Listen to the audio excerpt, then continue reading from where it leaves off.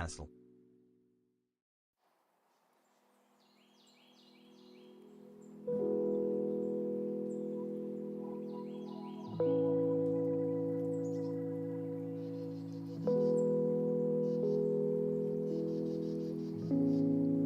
Hi chat.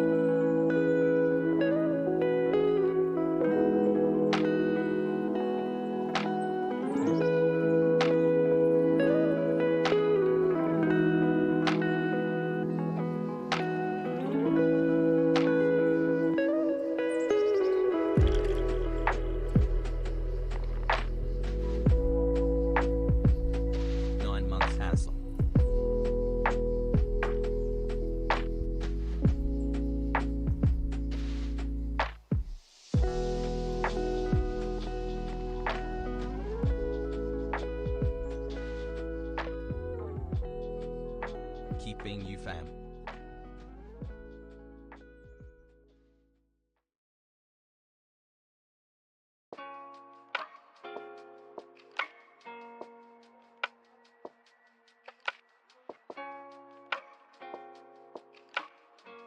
I got 13 months of my ring pogo.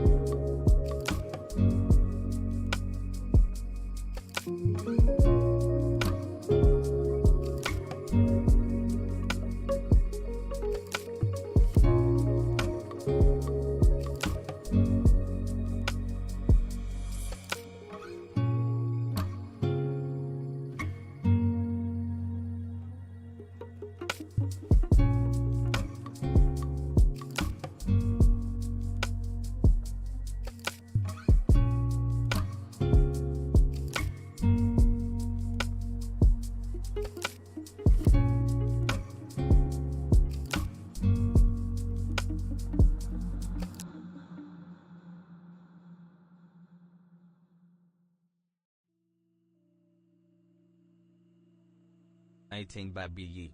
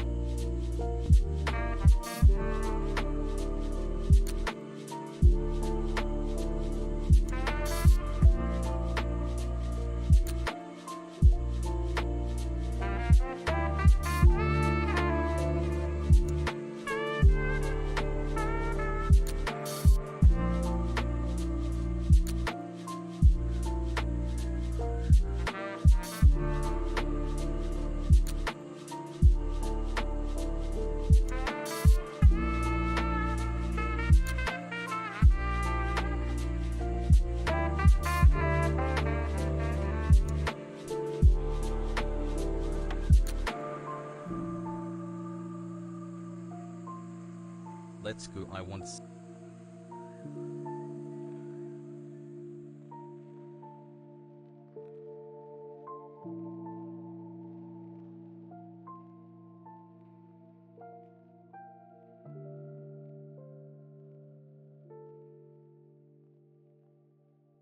First stream in a bit that I don't work for hype.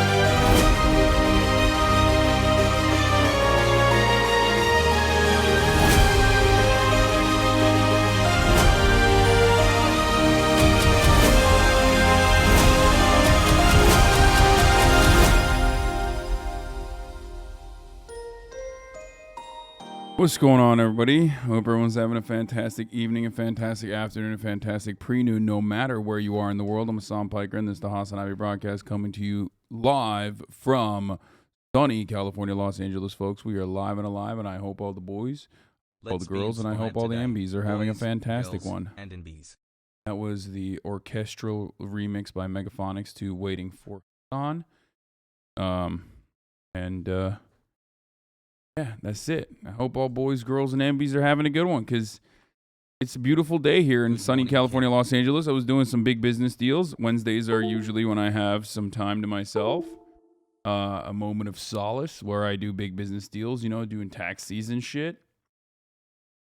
There's some also other cool stuff that I'm working on. And yeah. How did Will get a bruise on the inside of his butt cheek? Which Will? Are we talking about Will Smith, or are we talking about fucking do this and we can watch the full are we talking about Will Smith, or are we talking about freaking Will Neff?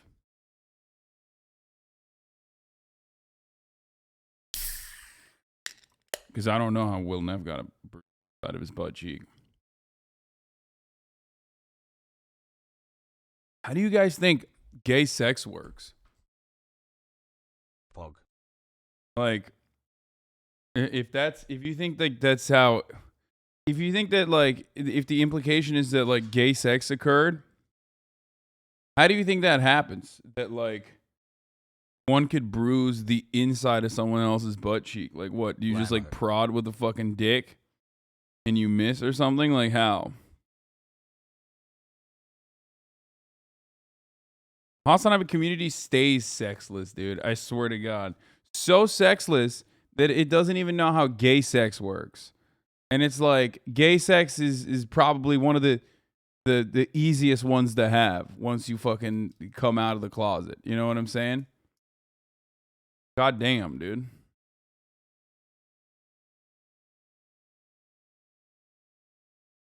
Depends on how the dick is curved. I don't At HasanAbi, I love you. Gay sex is about punching buttholes. Have you seen this from OTK? Production quality? I have not seen it. But anyway, folks, we're live and alive. Let's do it. You know, there's not much going on in my personal news, in my personal life. I literally have, I'm on a kick. I'm on a health kick, boys.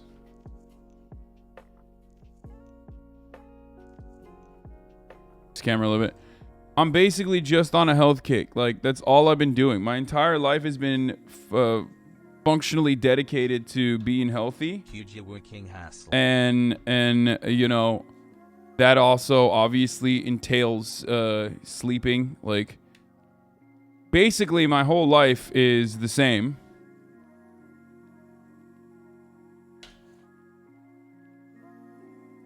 Is the same as it once was, where you know, all I do is like wake up, eat shit, stream, right? Eat shit, workout, stream. But the one aspect of it that's changed a little bit, healthy except for dipping into your self-negativity on stream every day. I think I'm trying to work on that too. I'm trying to work on that front as well, but basically the only difference is that in my life, the only main difference is that I now am going to sleep earlier, and I'm getting like a full 7-8 hours sometimes of sleep. It's crazy. Like, I monitor my REM cycle. Pog. And honestly, it's been pretty poggers. Like, I've been getting 2 hours of REM sleep a night, and then like a total of like 4 hours of deep sleep or some shit like that. It's an unimaginably good amount of sleep. Hasan made me gay. So, and for those of you who don't know, like, that's how it's supposed to work. Obviously, REM sleep is like the main kind of sleep. It's the restorative sleep.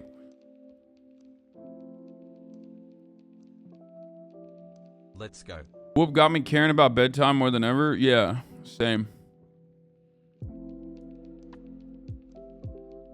But that's where I'm at now. That's what I've been doing. And that's literally all I've done. So there's nothing unique or entertaining in my life going on. Other than... I just joined. Hi, chat kek. Other than also...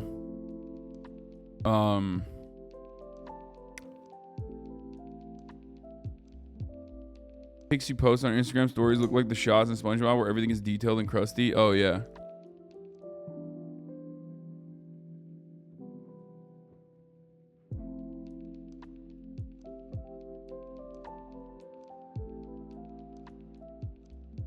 No, literally false, unless you misspoke. Wait, what?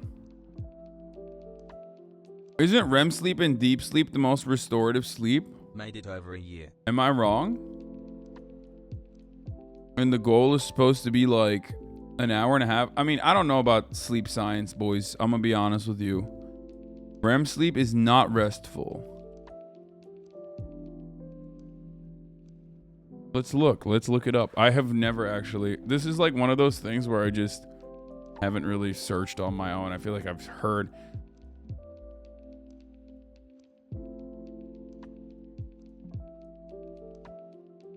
I mean, we can use helpguide.org. I don't know how good that is, but Hassle.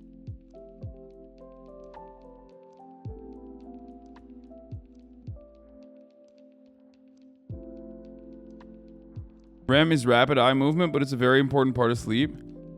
Yeah, but doesn't that mean it's REM sleep is REM sleep, rapid eye movement is when you're like when you're in a dreaming state, right?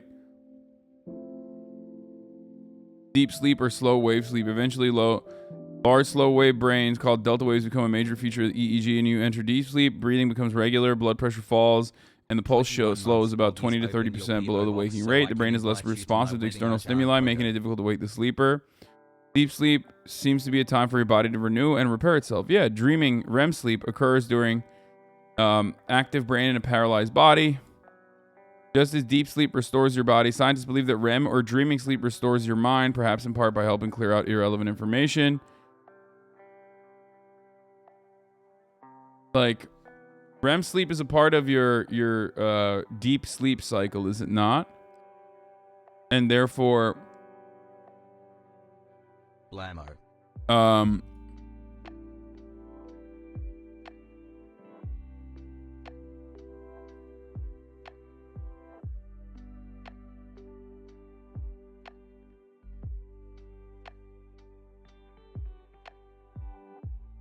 Where's our mind? Sounds like some hippie stuff. Has high. People just don't know, man. People don't know a lot about this shit, the brain stuff or the sleep stuff. I don't fucking know, dude. I just like I am admitting that I have a lack of knowledge in this field, in this space. I just want to let you know I don't know. I'm telling you I do not know, okay?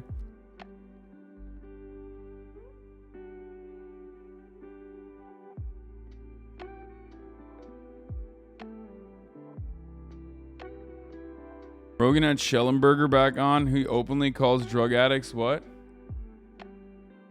He opens by calling drug harm reduction clinics Munchausen syndrome and psychopathic altruism. No clip of that, but there's more later on.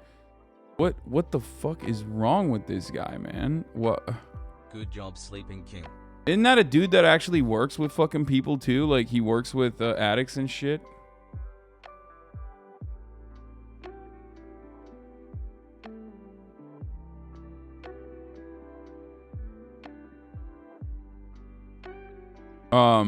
Anyway, regardless, we're not gonna do that yet. What's this NMP lol video? Full video. Okay, that's what we can do here. All right, so we got Hasan. Hasan is like my only friend in the entire planet, by the way. Okay, literally the only guy who has my back. Hasan, the only one. Butts. You know, the only one. Why does he let's see how he was doing. He's the only one. That is bad. Oh, he thinks I'm playing here? Oh, I'm not.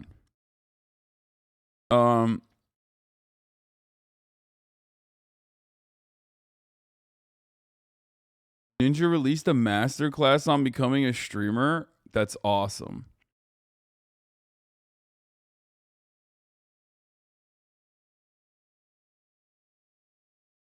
Elden Ring overhyped, overrated. It's like they know the game will be dead in a year. Good. From Software deserves. I think they're just making a joke. There's no shot. It's not an April Fool's video. It makes a month to cover games that were a month from release. I sound different because I was using new audio hardware settings telling me that this video is a joke. It's not an opinion. You have a right to an opinion. Wait, what? You're the only one who said he was good at Fortnite? No, I just know that Nick is good at video games in general. Like, he's really good at video games. He's, like, cracked at fucking Overwatch. He just doesn't stream video games, but that doesn't mean that he's not good at video games. He's really good. It's just people don't watch him play, unfortunately. It's fucking annoying. Elden Ring is literally one of the greatest games of all time. So, I don't know why I wanted to play with slime. I think it's dope. 21 months. It's gonna be me, Lud, Slime, and Nick on a team. Hold on, what is this? Let's hear it. But yeah, no, it'll be. How old is this on? Is it because he's a boomer? Pog. Yeah, he's a boomer. Look, guys. I'm a boomer. True. When I was a senior in high school, Hasan was a junior, okay? And he was probably, you know, if we go to the same high school, he's probably looking up to me. 2 months.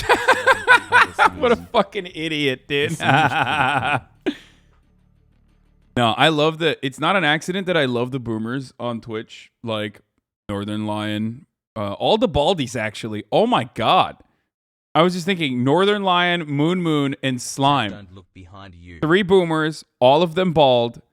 Love all of them. They're fucking hilarious. What is wow? Anthony Fantano, what the fuck? Oh my god, I'm seeing. Oh my god. Oh my god. I love Asmongold, also boomer, also ball. Oh my god. Oh my god. What's going on right now? I'm noticing things that are.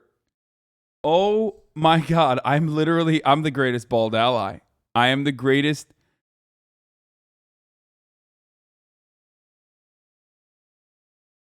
Am I fetishizing balds? Oh my god, am I an ally or am I a bald chaser? Oh my god. I've been watching for about a year, but only on YouTube. I subscribed last month. I love watching. Oh my god, videos I'm a ball and streams. chaser. I've learned a lot from you. Keep up the good work, man. Oh, that's funny.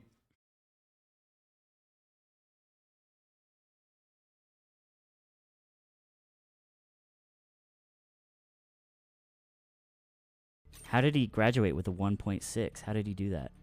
Because that's what I did. I wanted to. That's funny. More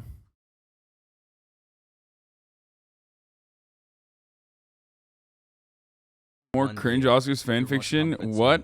It would have been in. Okay, well, it's by Murder Brian, so we will watch it. Otherwise, I was gonna say no more Will Smith bullshit. But listen, boys, let's get started. Fuck it, YOLO. Time to fucking blast off. I'm early as always. Whenever I'm freaking early, okay, people are like, oh, what's going on? What's happening? Is he even streaming? I don't know. Guess I shouldn't even click on the stream. Anyway, okay, I'm early and live.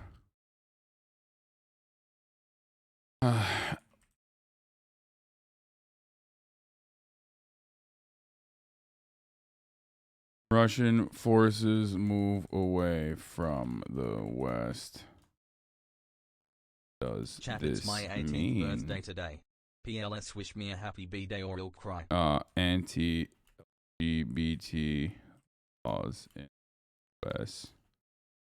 Why does your mic sound like dog shit? I don't know. But what I do know is that you're going to take a week off as an 18-month subscriber for saying that, I think.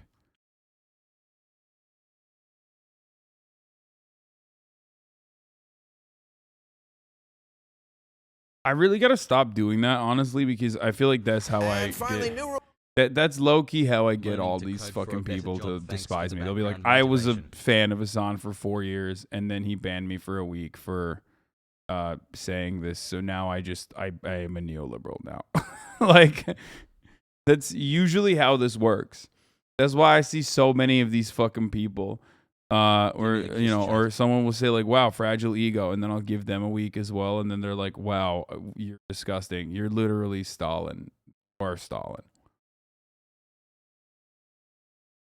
Villain origin story starting by getting banned in your chat. No, you know how like on Twitter there's a joke in the dirtbag left. There's like a joke about how, you know, you can pinpoint guys like Felix reply guys who became like conservatives because Felix just did not reply to their jokes positively, and it's basically the same for my situation here, where it's like, you know, there are people who I 100% believe could personally be like Maoist third worldists at this point if I had just like been more positive to them and did not ban them.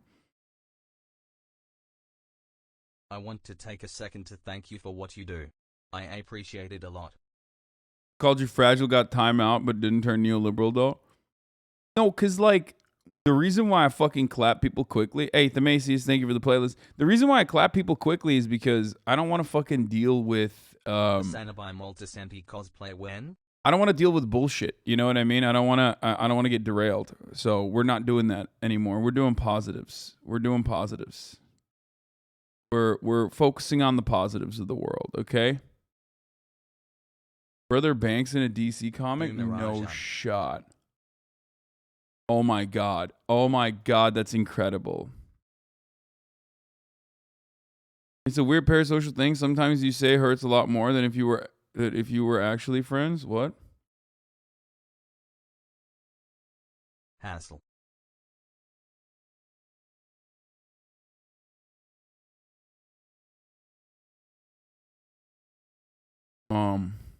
Anyway.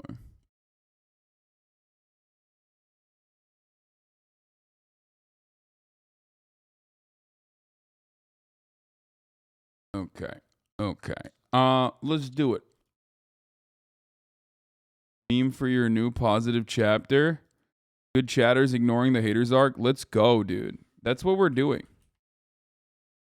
That is what we're doing in the new year. We are doing that. We are doing the ignoring the. It's the ignoring haters arc. I drew you last night less than 3.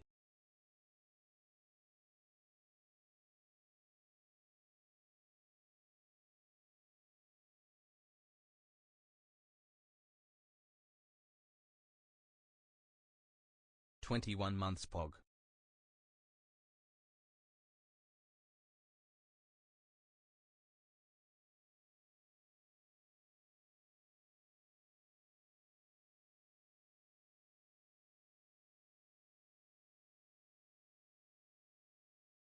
"20 months of owning the Okay, libs." there it is.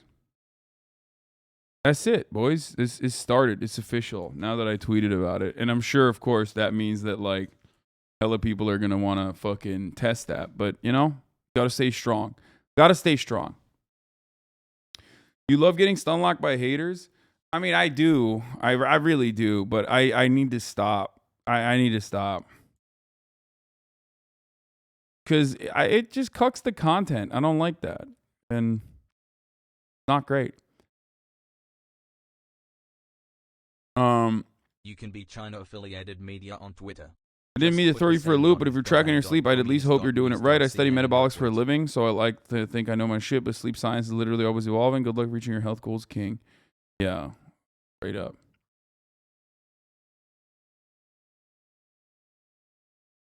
"37 and counting, let's go."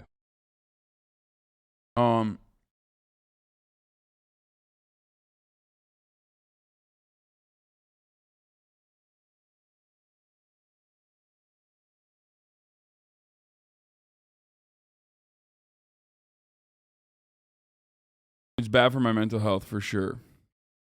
It's bad for my mental health, but my mental health is whatever. Dude, why did I never again got notified? You're literally the only stream I'm sub to. So there's a prio for Twitch streams. If you don't interact with the notification when I'm live every day, it doesn't serve it to you. Unfortunately, that's just the way it is. If you don't interact with the notification, if you don't click on it all the time, it stops serving it to you, and then you'll never see it again.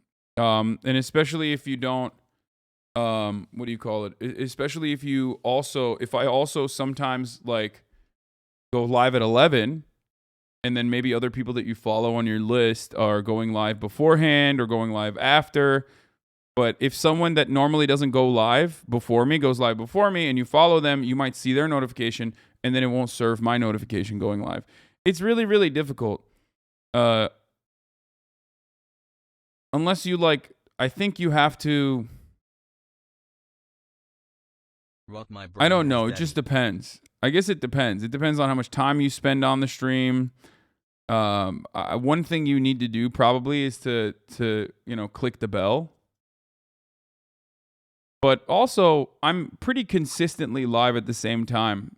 Unlike many other streamers, I do end up going live at the same time pretty much every day.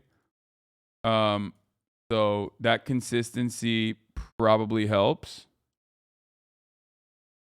You know what I mean? But even if other people don't go live at the same time, it changes.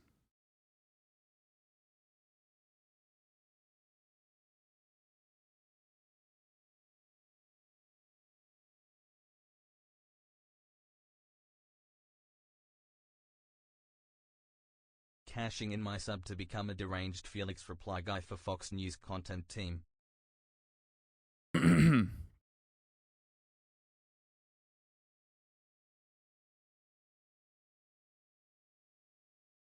mental health needs to be number one. I can deal with it. I can deal with my mental health not being number one priority. As long as it doesn't impact the content, as long as it doesn't impact my overarching goal. And that is the reason why we're launching the Hasan positivity arc, ignoring the haters arc, because 99.9% of criticism on the internet is often bad faith. Unfortunately, it's just the way it is. I think it's probably because warning. It's probably because of the way that the internet is designed. It's probably a multitude of different reasons, but especially in like the political space, a lot of people just make content by, refusing to see people in a charitable way and then trying to fucking suck up as many of their viewers as possible, especially if there's like any sort of merger there. I'm more of a, I try to maintain some kind of neutral ground with as many people as possible on the leftist side, as long as they consider themselves to be leftist, as long as they are promoting leftist values. Because I understand coalition building is like one of the main issues on the left. 1 year. But I think there are definitely people that take advantage of that. So, that's what it is. Especially like the last round. The last round of content certainly showed me that, like I said, where I went through a 40-minute video of a, social democrat, European social democrat content creator, and I did it for 3 hours pretty much. I went through every single piece of them analyzing a Gravel Institute video about Ukraine. And they literally just clipped out whatever the fuck they wanted to make me look bad and uncharitable. And no one watched the video. No one watched anything. Everyone just only used that to be like, everyone just used like whatever 10-second clips or 30-second clips that they could to continue justifying their POV about me. So it's just, I don't want to give them more content, basically, by addressing them.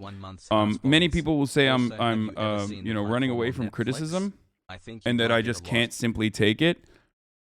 And there's of course a difference on there's a difference between like, a good faith constructive criticism and just simply saying Hasan just can't take criticism. Like, I don't think people calling Vosh a pedophile is criticism. You know what I mean? Like, I don't think Vosh's community thinks, wow, this guy calling Vosh a pedophile is bringing up really good points. Just like saying I'm stupid is not criticism. You're just gaslighting. You're just saying I'm stupid. In the words of the, eminent debate lords, I will say, that's an ad hominem. 20 months Haven TB and not necessarily an argument. So we're not going to do that anymore. But my GF just got into Columbia nonfiction writing program and it's motivating me to try harder. Anyway, I love you and everything you've done for me. Less than 3. Fuck yeah, dude. 15 months. Try harder. I can't believe you have a girlfriend, let alone a girlfriend who's in college and everything. An educated girlfriend.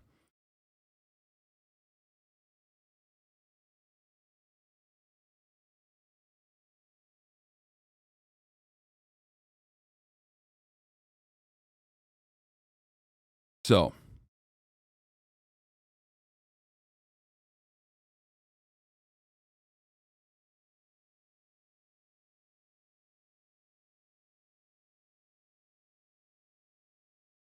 Hassle. I'm glad you finally realized people on LSF were lying, saying you defended Will Smith's slap without even showing a clip and people ate it up. I mean,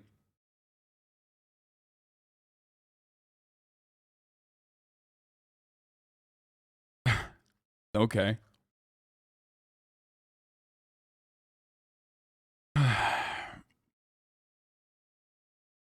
All right, let's get started. Where should we get started with here? We got friend of the show, Taylor Lorenz, with another scoop. Facebook, aka Meta, is paying Targeted Victory, one of the biggest Republican consulting firms, to quietly orchestrate a nationwide campaign to turn the public against TikTok. I don't think it's going to take much. You know, TikTok is very controversial, regardless. You know what I'm saying? There's a lot of controversy on that front, regardless. So, I guess they could do that, but you know. Start with the Charlie brain rot.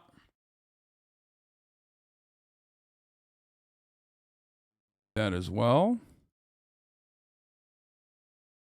Pause Anabi paused my mom's menopause. She's starting to I thought show. you were banned on LSF. How was your take even on LSF? People who fucking despise me, that sit in here all day, every day to find anything they can to clip out of context, also go to other people's chats.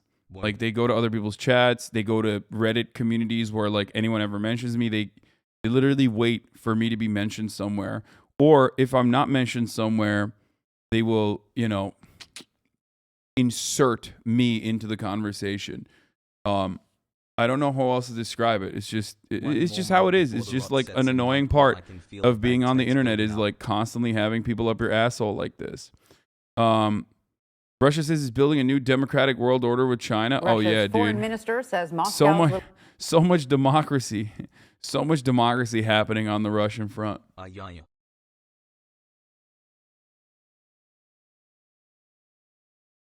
You know.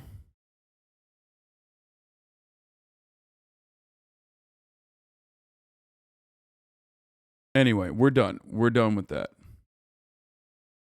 Love you, Hasan. Pogo. Or terrified? What?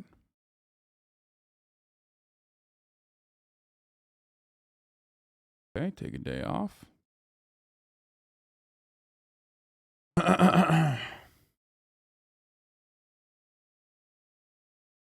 Rent free in their heads.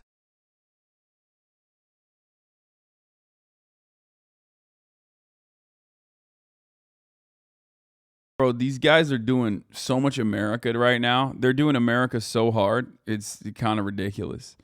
Make America grind again? New rule? Oh, God. What the fuck does Bill Marr mean when he says make America grind again? Okay, let's get started with this one. I cannot stress how important it is that you watch this video. Imagining it was Ricky Gervais that a Chris Rock. Ricky Gervais would have been in a body cast if he hosted the Oscars, because he wouldn't have stopped with the G.I. Jane joke at all.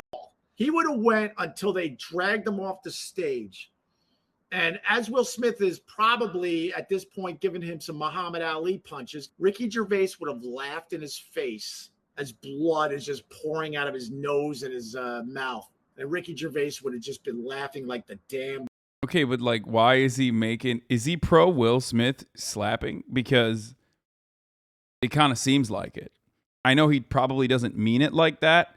But from where I'm standing, the way I'm watching this, the way I'm seeing this, it kind of feels like he's like, no, this is pretty pog, actually. Big fan of the slap. 462 views. Why are we watching this? It's Opie and Anthony, I think. This is like a old school boomer radio guy. He was canceled for fucking being mega racist. Like... Joker right at Will Smith, because Ricky Gervais would have understood the moment, like, oh my God, oh, that joke bothered you, and then he would have just had 10 more that were just brutal. Ricky Gervais would have been in a body cast if he hosted the Oscars, because it was Anthony that was canceled, not Opie. I don't fucking know. Okay, well, Anthony was canceled and not Opie, but then now Opie fucking is irrelevant too. No, it's just Opie. Anthony went off and started a compound media racism aggregator.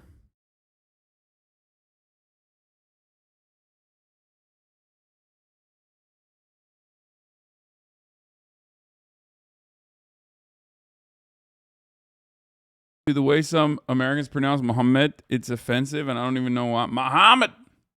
Mohammed. That's the worst one, I think. That anger in the household. My position has also been and will remain that this saga cannot end until Ricky Gervais is also slapped. Stop it. Stop it. We do not condone violence around these parts, okay? Hello. We don't. How are you? Gay man whose entire brand is opposition to cancel culture cancels Disney for promoting the homosexual lifestyle. This man will tie his own noose and thank the executioner. Thrilling to watch, honestly. Oh shit, I'm fucking blocked by Mr. Rubin. David Rubin. Just cancel Disney Plus. The only way to defeat these people is to stop playing along with them. Had it for when our nieces and nephews are here. Now they can go outside and play with a stick or something.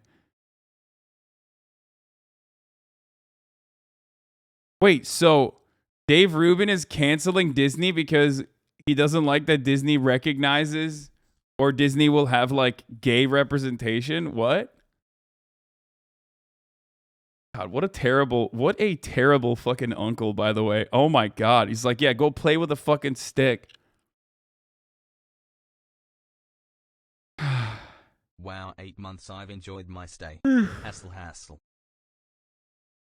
I mean, Dave Rubin also is like aligned directly with people who despise him and openly so. Like they literally fucking openly despise him. They regularly and routinely tell him that he sucks for being gay, which is kind of funny. I mean, it's like Blair White, you know what I mean? Like, except, for example, the thing about Dave Rubin is, or the thing about Blair White is that like conservatives are very openly homophobic to the faces of gay people and to the faces of trans people. They're openly transphobic. They won't be like openly racist to black people, like to black conservatives at least. Like, so it's even weirder when you just like jump on that. You know what I mean? But like also black conservatives, just like every other black American who grew up in the United States of America, it probably knows the non-direct ways, the indirect ways that people can say racist shit about black people without actually saying the N-word. But with conservatives, like, when are you going you to know, talk about with gay people and trans people, like they openly say they openly say that version for gay people and trans people where they're just like, you're disgusting, you're grooming, you're a pedophile, whatever. And they'll just like openly state it, you know?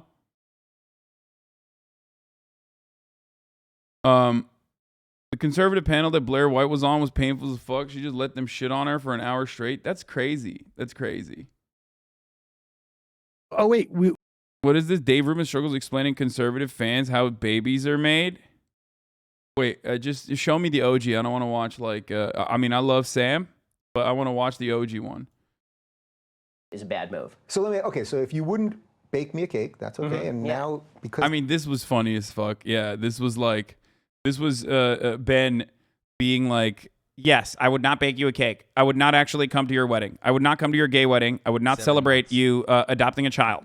It's 50-50. I can't bake you a cake, which David's an incredible chef, and he would have done it kosher, the whole thing, man. Well, now I feel bad. He would have done it for you. You got me this. Now I feel bad. But no, my homophobia is more important than eating delicious cake that your gay husband, Dave, who's also named Dave, is making. I can confirm, as someone who has, back in the day when Dave Rubin was my coworker, I can confirm that, yes, his husband Dave's cooking is excellent.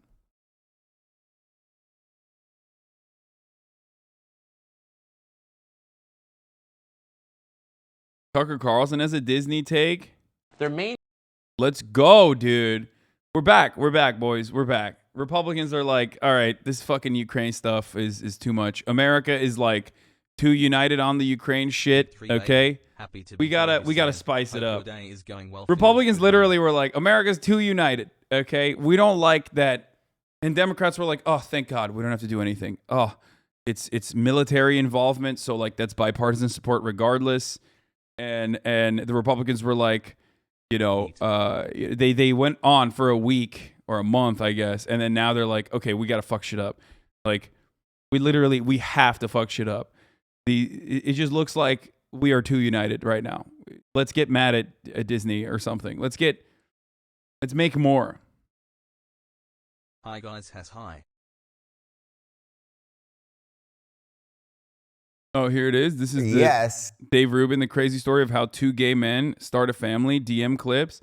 Okay, this is 10 minutes long. I don't want to watch this. Of all the reasons you can criticize Disney, imagine this being the one. Oh yeah, this is also a big story as well. We're gonna obviously talk about that. Trump leads Biden, Harris in 2024 matchups. That's crazy. Okay, that's wild. How did that happen?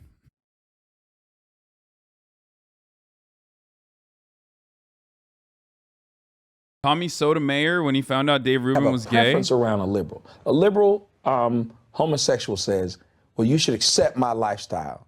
But if you say, well, I accept your lifestyle, I just don't want my kid to be one. Well, you're a bit. Well, wait a minute. I accept the fact that you want to be homeless. I don't want my kid to be homeless. I accept the fact that you want to. Did he just laugh at that? Also, dude, conservative brain rot, dude. Being homeless. I accept that you want to be homeless. Being homeless is a choice, dude. It's crazy that all those people living in the fucking streets are choosing to live in the streets. It's wild. Just like being gay is a choice as well, obviously. And of course, homelessness is not like moral depravity, but in his mind it is, because it's a choice, and therefore homosexuality, which is he's comparing to homelessness as a moral depravity, is also a moral depravity. Dave Rubin also sits there and just laughs. Very cool. Smoke crack. I don't want my kid to smoke crack. What do we do from here? What do we do from here? Like, I think most people, I know a lot of my audience is going to hear you, really hear you, and go, this is the type of stuff that I think needs to be heard more. Yeah, we're not hearing this enough. We're not hearing, this is the type of stuff. If your audience is saying this is this type of stuff that needs to be heard more, then you have a bunch of dumbasses in your audience, okay? Yeah, really, this is the type of stuff that we need to hear more from. I mean, we need this. We need to... We need this. Very cool. Say more about how being gay is like smoking crack. And I think that the group of people that are talking about this stuff is actually growing. I do see this. At the same time, the people who don't want to hear us are getting more and more hysterical because that's all they got left. Even said they hate Dave Rubin because he's a gay man with the wrong opinion. Dave Rubin is gay? No! He got a husband? I did not know. I was in his presence. I didn't know. I shook his hand.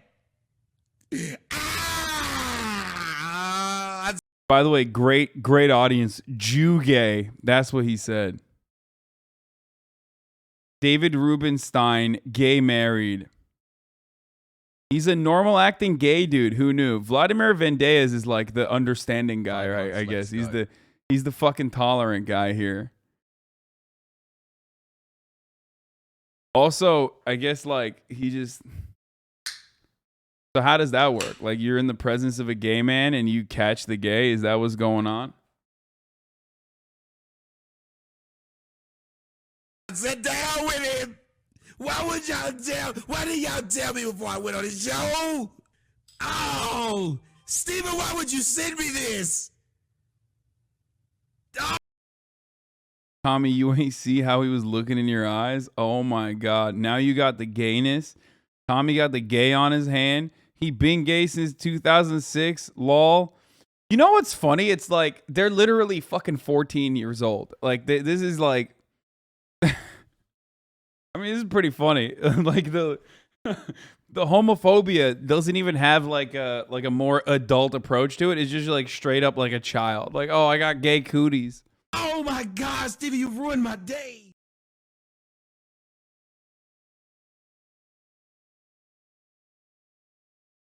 So yeah, and then you know Ben Shabibo fucking owned him aggressively. But apparently Dave Rubin's own fans are mad at him for conceiving children with his partner using a surrogate.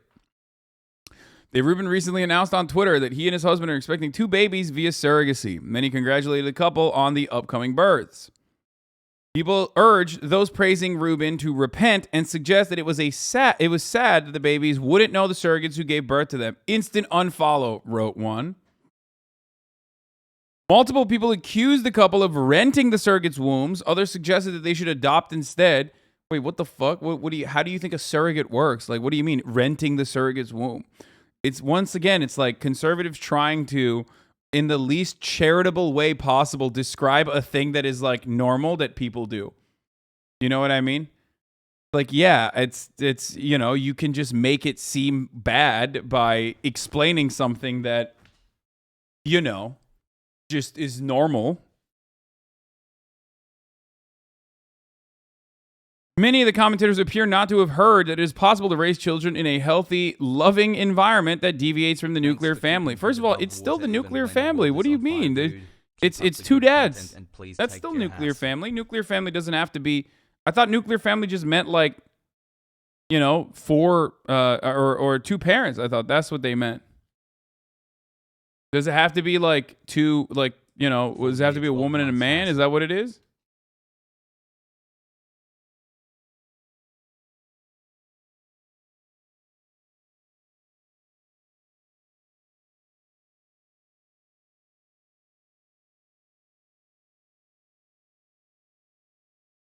"21 months. Thanks, Arjan. Do more socialism." There's some weird, really odd radfems that had an issue with them using a woman's body as if she didn't consent. Wait, what?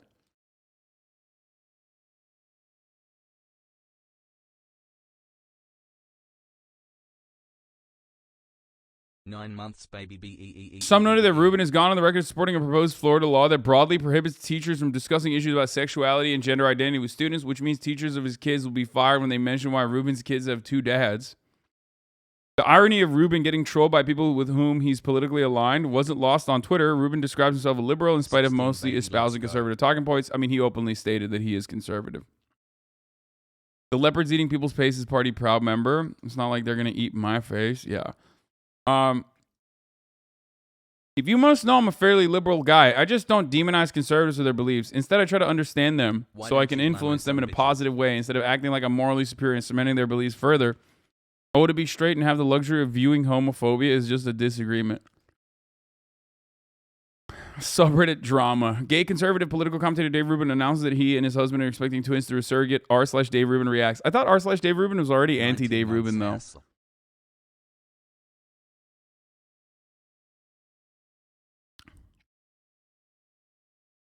Surrogacy is an issue of class exploitation, rich using the poor's bodies for their own benefit. I mean, dude, there is a component of that, but you also have to realize, like, there's some people who can't have children and they want to. You know what I mean? Like, what the fuck do you mean? Like, what about people that just want to have children that, you know, but can't? Brain rot too real. So they just ask for consent from someone and they say, yes, certainly.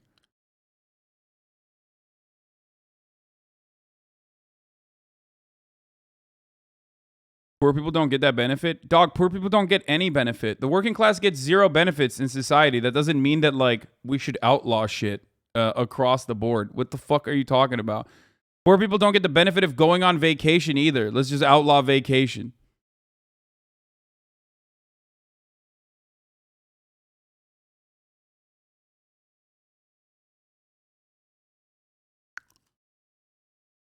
Like,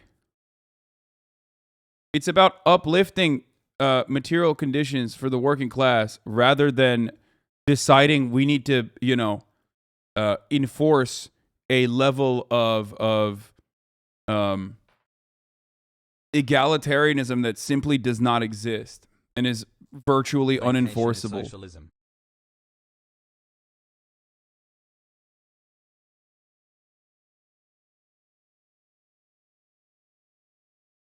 You know what I mean?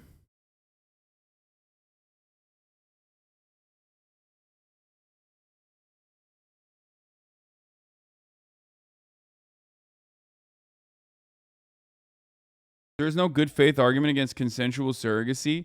I mean, it's like, look, I no, the only good faith argument you can make is from a Marxist position. You can say that there is no such thing as like consensual like consensual labor is pretty much impossible. I guess the best way to do it is like make it illegal to be paid.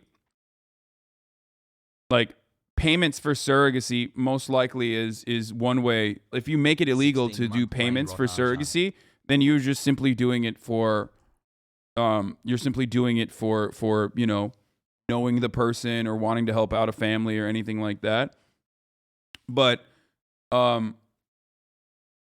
there is no you can make the argument under a capitalist organization of the economy that like every part of labor is still done through coercion. The coercion of the structural violence of poverty impacting you if you don't work. I.e., remuneration is done not at the barrel of a gun, but at the negative consequences of not working and not being able to pay your, pay for shelter, pay for food on your table, clothes on your back, and that sort of thing. So, yeah, you either work or you starve. So therefore, surrogacy, especially payments for surrogacy, which I don't even have an issue with, honestly, but payments for surrogacy can be used in that capacity. But that's not the only way that people do surrogacy. There are a lot of people that are directly related to the family member and want to help out. There are cishet couples that fucking can't have children. You know what I mean? Like, it's cool to be able to offer them the option. But also, thank you, Mike from PA, for the raid. Hope you had a good stream. If a woman wants to use her body to get money via surrogacy, who gives a fuck? It's their body.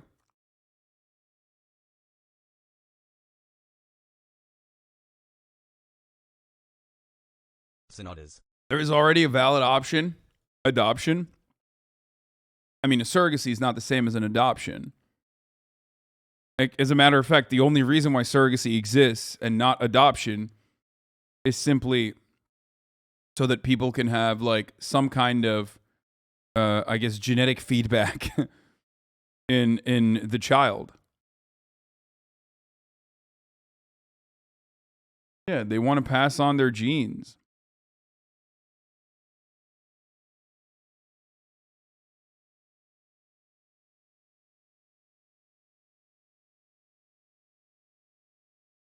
Anyway.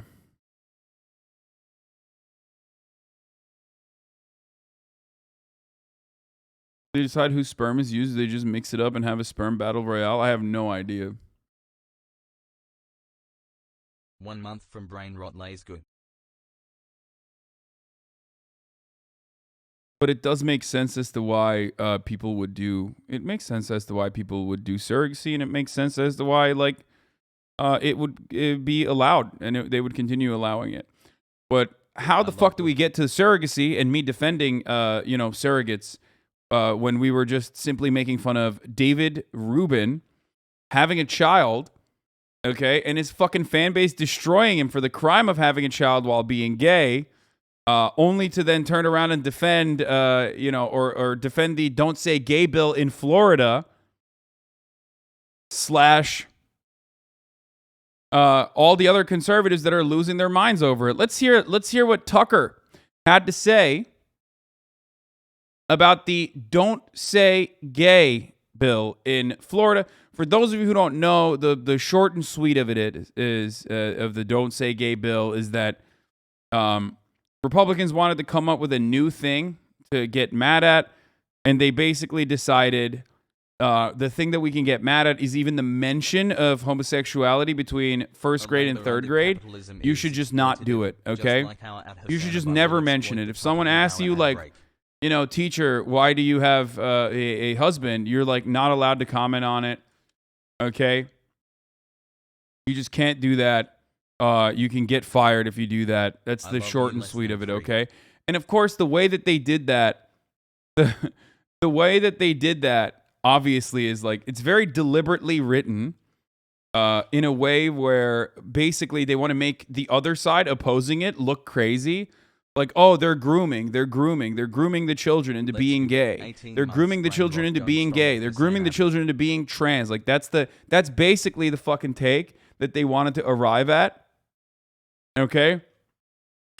And making it seem as though like there was some kind of sex ed occurring for kindergarteners, and that all matter of sex ed basically is grooming children into LGBT lifestyle, and that that kids could become LGBT by choice and not because they are LGBT, which is the, of course, fundamental difference in opinion between conservatives who just refuse to recognize reality and just people living in the real world who understand that it's not a choice but a matter of your existence.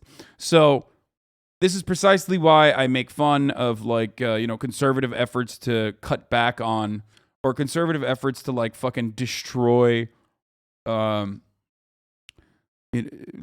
gay characters, claiming that like even the mere mention or the showcasing of like homosexuality will lead to people becoming gay.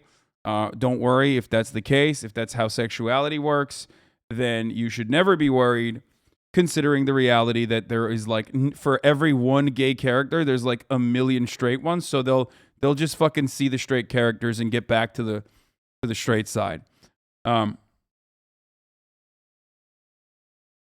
So, the mere mention of sexuality when or sexual education is not fucking grooming kids in the same way that like any kind of showcasing of straight relationships is not grooming kids. Okay, that's not how it fucking works. So it's ridiculous. It's bullshit.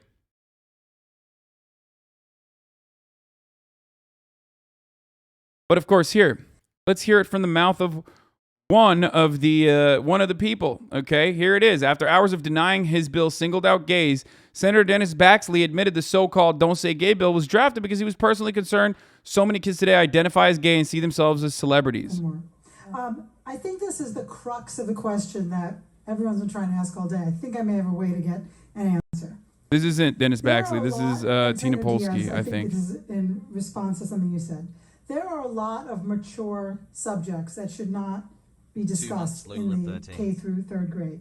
Senator Diaz mentioned potential suicide of a parent, and how that would be addressed. Of course, that should not be discussed. So why is that not prohibited? Why is drug use not prohibited? The issue here is, why is gender identity and sexual orientation specifically prohibited when there are so many other very difficult, mature subjects that are not exempted in this bill? Senator Baxley, you recognize. Thank you. The reason, it's an endless list of things that you could list as far as challenges to young people. We are in a trending posture. For the record, classic conservative tactic, making it seem as though like there is gay propaganda. One, making it seem as though like there is such a thing where like the mere mention of homosexuality will turn a child into a homosexual. Okay, it is a choice. That's wrong. So that's like the core premise of this. Okay, so let's start there. Two, the idea that like gay propaganda as a consequence of the gay agenda is being disseminated in our schools is completely wrong. That's not a real thing. And this bill doesn't even address that. Even if it was a real thing, this bill's not even addressing that. Okay? This bill simply is saying, like, you cannot mention this. K through third grade, you cannot even mention anything about homosexuality at all. Okay? So that's number two. Like, and lastly, the ultimate goal for conservatives, and this is like they're basically admitting this, okay? The ultimate goal for conservatives was to get Democrats to push back against this and say, no, you should say gay, you should say gay, you should say gay, so that like to the Normans in the world, okay, out and about that don't pay attention to this stuff, they're going to be like, what the fuck?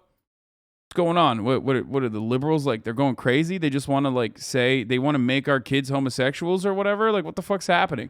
Because Normans also don't understand this because it's a reactionary culture. So if you haven't put a lot of thought into this, you think in your mind like, you know, all the videos and all the footage that's going to be cut out of this is a bunch of fucking blue-haired people screaming, "No, you should say gay" all the time to children, like. And most people are going to turn around and be like, what the fuck? That's weird. And that is precisely the reason why they did this. And it is relatively successful. Hassle. Okay?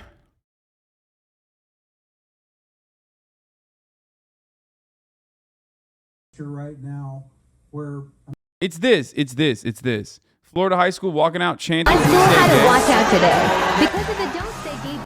So like this is sick, right? I mean, this is cool, but like in our eyes this is cool, but in the eyes of like conservatives, reactionaries, people that like don't live or have never really talked about this, they think like this is bullshit. This is crazy. And this is how it went. Like conservative voters look at this and go, "Oh, dude, the kids are crazy. They're crazy. They're already been propagandized. They've already been propagandized into believing homosexuality, brother." The news is here. Who cares about conservatives, though? Motherfucker, they vote. What do you mean? And then they vote, and then they vote for fucking Republican state legislatures who then next time around will fucking vote for even worse bills. What are you talking about? Like, I'm explaining to you exactly how they operate and how they propagandize certain positions. I'm not saying it's right. Clearly, it's not. It's fucking disgusting what they're doing. But like, you have to understand. Thank you for all that Do you think they'll ever be rational, dude? Lol. No. But what you need to know is what you need to understand. What you need to understand in this situation is like, if you want those motherfuckers in the middle to like truly get your perspective, it's not about dropping this, dropping the gay shit or whatever, but it's to effectively combat it. It's to effectively push back against this misinformation.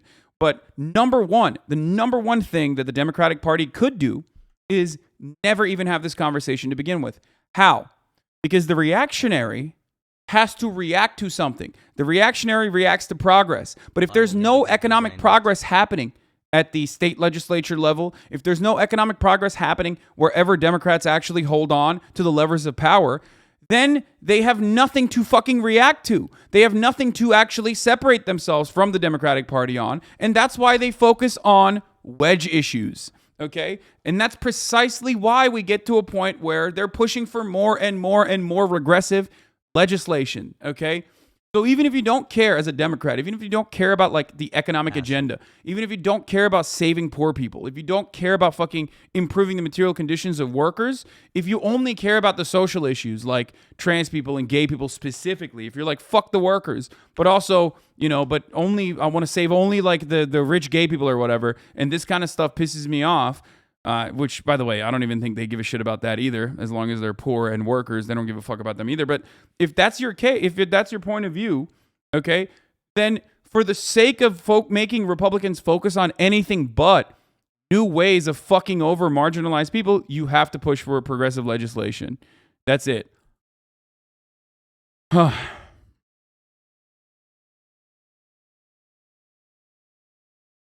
Okay? Wedge issues have been around for a very long time. And the only reason why it's around is because they need to make a distinction as to why you should vote for the Republicans instead of the Democrats. And the only way to make that distinction is on social shit like this. Okay? That's how it works.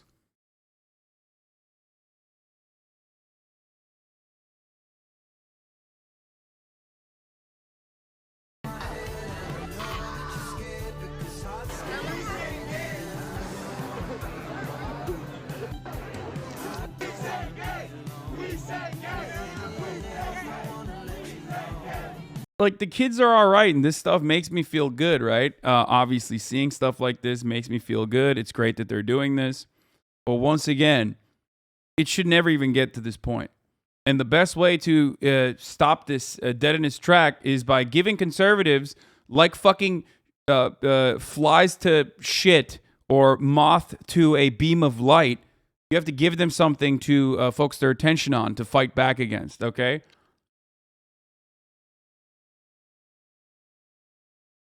Let's go. A great question one should always ask is like, why the fuck is Ron DeSantis doing this when there are people fucking dying in Florida because they can't get insulin? Who gives a shit about like whether a third grader is able to ask their teacher who's gay and what that means or not? Huh? Why are our priorities on this? Why? Why are we focusing on this? And that's the unfortunate reality, is that like Democrats don't want to do that. And they don't do that.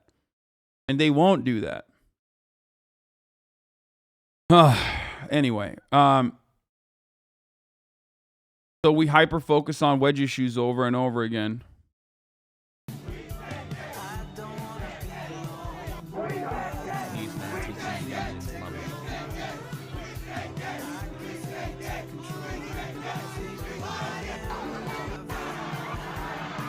To be honest, wouldn't you be a little afraid of how a teacher in Florida answers that question? I mean, it doesn't matter. Banning it outright is psychotic, dude. Like, it's just creating a problem when no such problem existed. You think like here's the issue, okay? I refuse to believe in like this idea that you can turn gay, okay? My life would be infinitely easier if I was a homosexual man, okay? If the option presented itself and I could just take a pill and just, become a gay person, it would just be so much easier, okay? 1,000,000%. 1,000,000%. It's not an option, unfortunately, okay? So there's that. Everybody's saying, are you serious? No, I'm saying relationship-wise, okay? Not like, getting owned or whatever. I'm a 30-year-old rich guy. Are you guys stupid? Living in West Hollywood. Yes, like in my individual circumstances, yes, it would be much better. I'm not like a fucking 14-year-old kid getting bullied in Alabama. So yes, for me personally, if there was a pill I could take to be gay, it would be easier. That's just the truth, because I literally live in gay Mecca. Okay?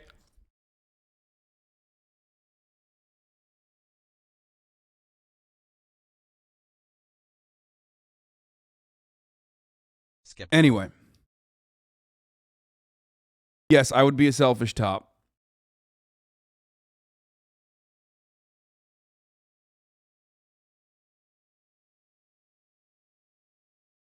Turning gay at this point would probably be fine for you. Being gay your whole life, not easier. Yes, dude. Yes. I'm currently covering a bill that literally makes it harder for young gay kids to recognize their sexuality. Clearly, yes, there are issues. I recognize that. Okay? What the fuck? People are like, wait a minute. I can't believe he said you'd have an easier time as a homosexual man. Like, yeah, no shit, dude. No fucking shit. God damn it, bro. God fucking damn it. It's just lefties. Lefties. It's just a fucking joke, okay? It's a joke. It's a joke. It's a joke. It's a joke. It's a joke. It's a joke. Calm the fuck down, you stupid weirdos, okay? Holy fuck. Not even a real thing. There's no such thing as like gay juice, okay? You can't just like sip on. There's no gay juice I'm sipping on to become, one with the penis and pussy. God damn. Leftists in the chat make me unironically turn into someone who's like, no, maybe Ron DeSantis has some good ideas, okay? Leftists in the chat will be like, you need to describe the moral system that led you to arrive at such a horrifyingly disastrous joke that completely devalues the existence of young homosexuals in areas where the bigotry exists. Yeah, I'm like, nah, you know what? Maybe don't say gay. Yeah, actually, I've decided. Don't say gay. Pretty good. Pretty good legislation. You fucking bitches. Okay.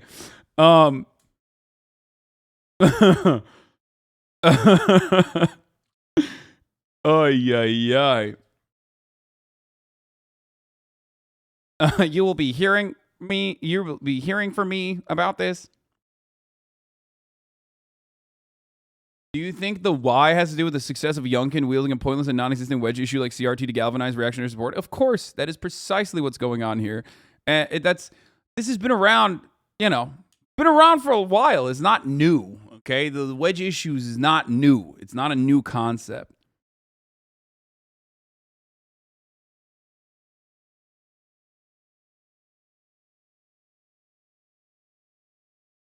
What is this?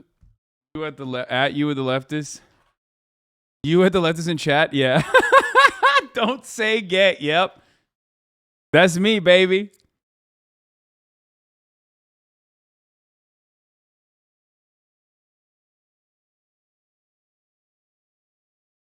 "7 months, yay." That's where I'm at now. I've decided. Anyway. Write a 10,000-word essay on the philosophical axioms that led you to your statements and apologize sincerely. The only thing that can make up for it is if you run the top of the hour ad break right now because you forgot. Streamer, sir, you forgot to run the top of the hour, and we're an hour into the broadcast, sir. That's right. At the top of the hour, there's a 60-second ad break. And if you no longer want to see those ads, all you need to do is subscribe. You can do that for $5 or for free with a Twitch Prime. That is how you can get a free subscription if you connect your Amazon Prime account to your Twitch account to get one free Prime subscription a month.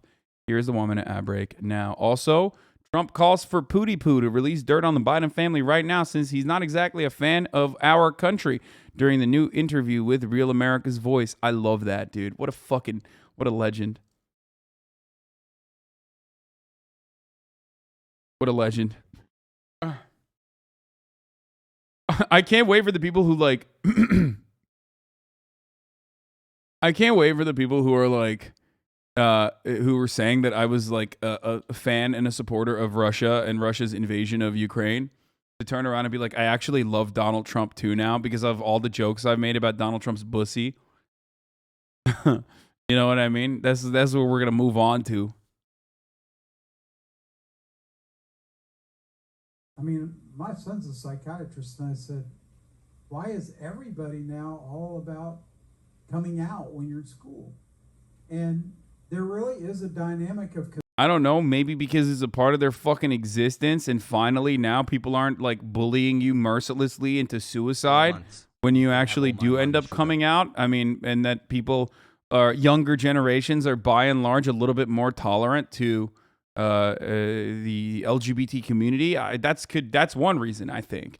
Or maybe it's because they're saying homosexuals on the television. They're saying homosexuals sin on the television, and it's making the kids gay. They see that Euphoria. They see that show.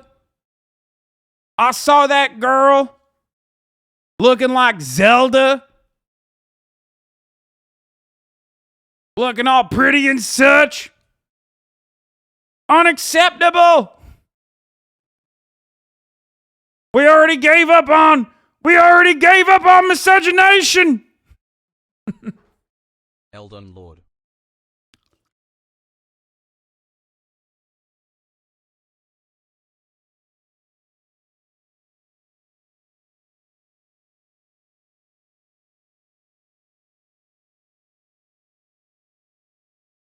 You know, the longer hair makes each individual hair weigh and entangle more, which stresses the hair follicle and makes it easier for the fall, right?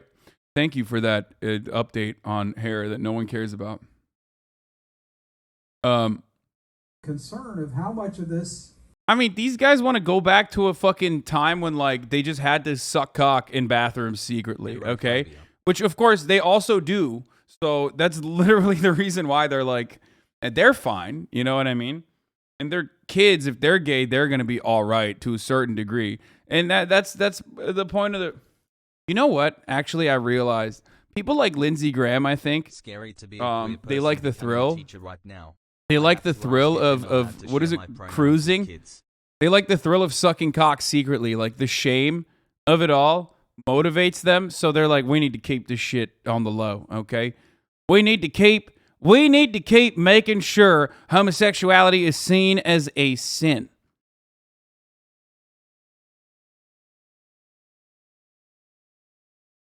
What you're talking about? Oh, the Hunter Schafer photo. If Nintendo looks like Zelda Princess, yes, this is precisely what I'm talking about.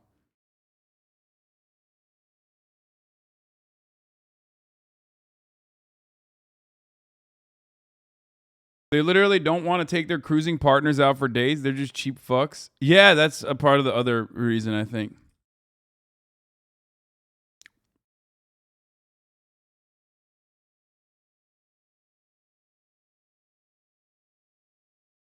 Respectfully. It looks good. All them. Okay.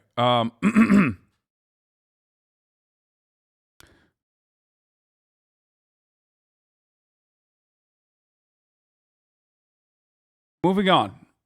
Okay. Where was I? Yeah, back to ugly looking people, i.e. Republicans. Okay. So what would be a politically correct answer for being LGBTQ? You'd tell a first or third grader? Like, the funny thing is, it's probably so like irrelevant in the grand scheme of things. Like, it's not a real thing.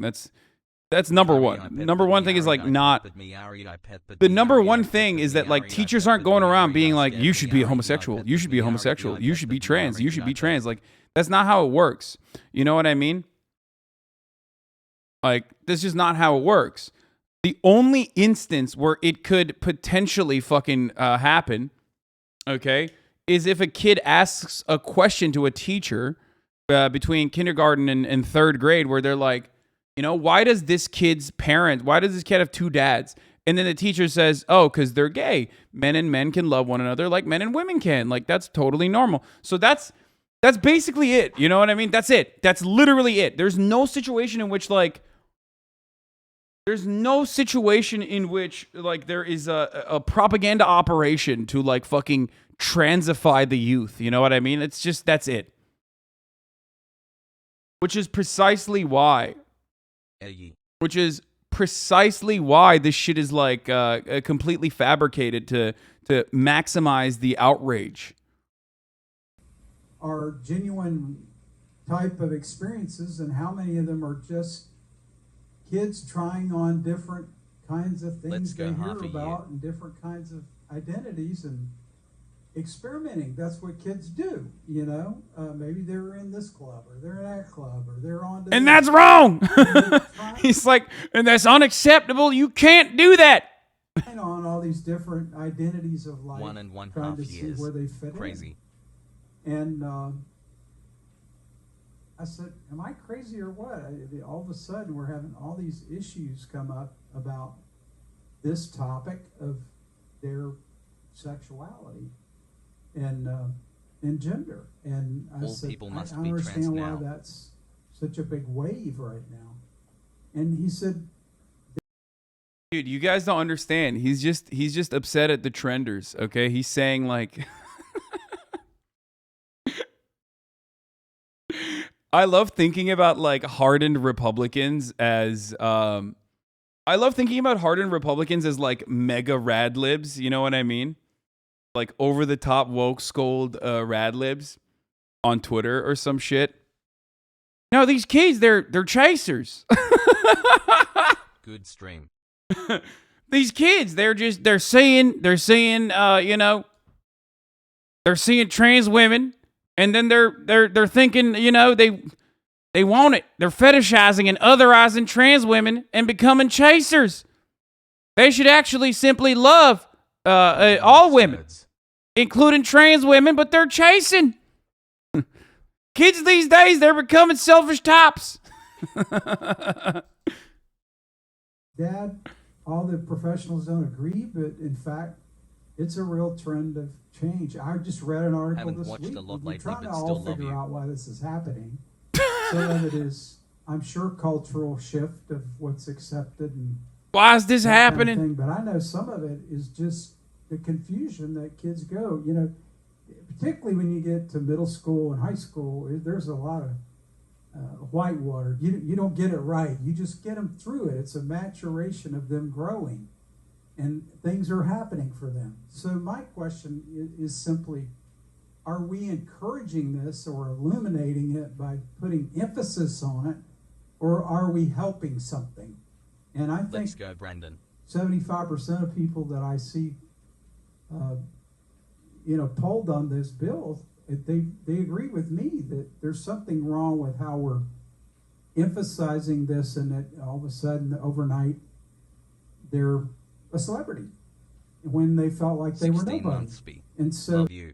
Oh my God, dude, the tactics are the same, dude. Oh, in a part of me, obviously, and this is because I'm a fucking, dirty, disgusting little breeder cishet, but a part of me is like, I almost slay. Like, there's so much vindication here.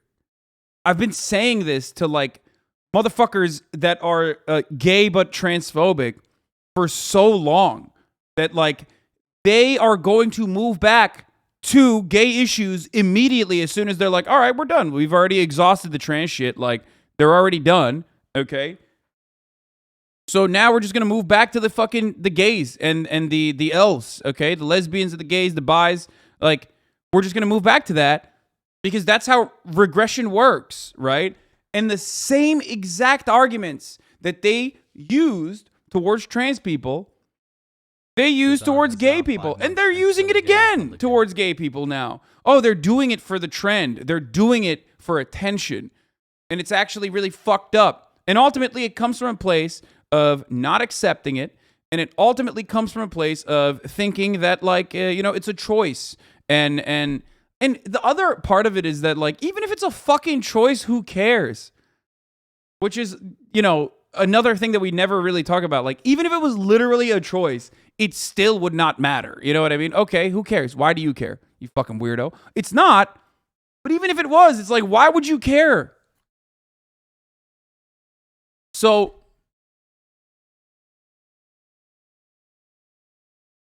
we're back. We're back at this now. We're basically back at this. Everyone wants to be gay trans influencers, sell gay trans merch. Yeah. Yes.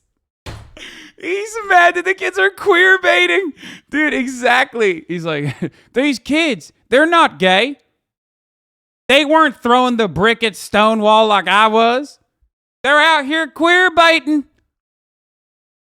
That's right. Homosexuality is not just simply a lifestyle choice that you can put on like a prom dress.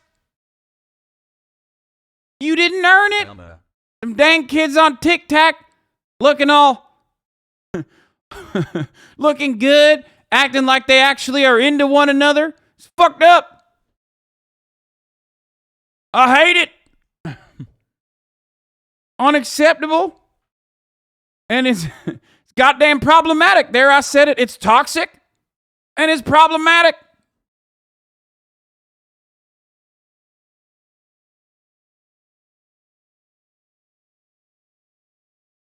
I don't know how all those pieces parts. But bro, we don't have enough political support for the gays. I mean, come on, Hasan, you are so wrong. What? So wrong. I have info that you don't have. In Sweden, we have 50-year-old gays who haven't joined the party. We are a culture of men. Wait, what? Dude, I don't know what you're talking about, but like, how about you shut the fuck up, okay? I don't know what you're saying, but if you're Swedish, here's what you can do about Florida politics, okay? This. How about that? I'm done with the fucking, like, I don't care. Either give me feedback on like what's going on in Sweden and how interesting it is and unique it is, or just do this. Try this, okay? Because you're doing a lot of this, but you should be doing a lot of this. Okay. Play, but I know parents are very concerned about the departure from the core belief systems and values so I think they have a seat at the table. And I think telling them they don't have a seat at the table in this decision and this process with kids is a very, very big mistake. Wait, what? letting kids have values that. So I think they have a seat at the table, and I think telling them they don't have a seat at the table in this decision and this process with kids. Dude, letting parents have a seat at the table in the decision-making process in schooling is one of the most idiotic fucking ideas that you could put forward. Have you seen parents? Do you know how fucking stupid our parents are? Like, no disrespect. Like, I love my parents. I think they're brilliant. That's different, you know? But, like, but I've seen other people's parents, at least. I mean, look, mine are fucking, they're you know, college professors. So it was a little bit different. I'm the idiot in my family. They're a little bit smarter. But, like, I've seen other people's parents, dude. I don't think they should have a say in what the fuck goes on at school. It's like they don't understand chemistry. Do you want them to dictate that? Why are we teaching children chemistry? I saw a television show where a chemist made methamphetamine. That's right. Is that what you want? You want our children to make bathtub meth? After learning chemistry in our classrooms? Get the fuck out of here.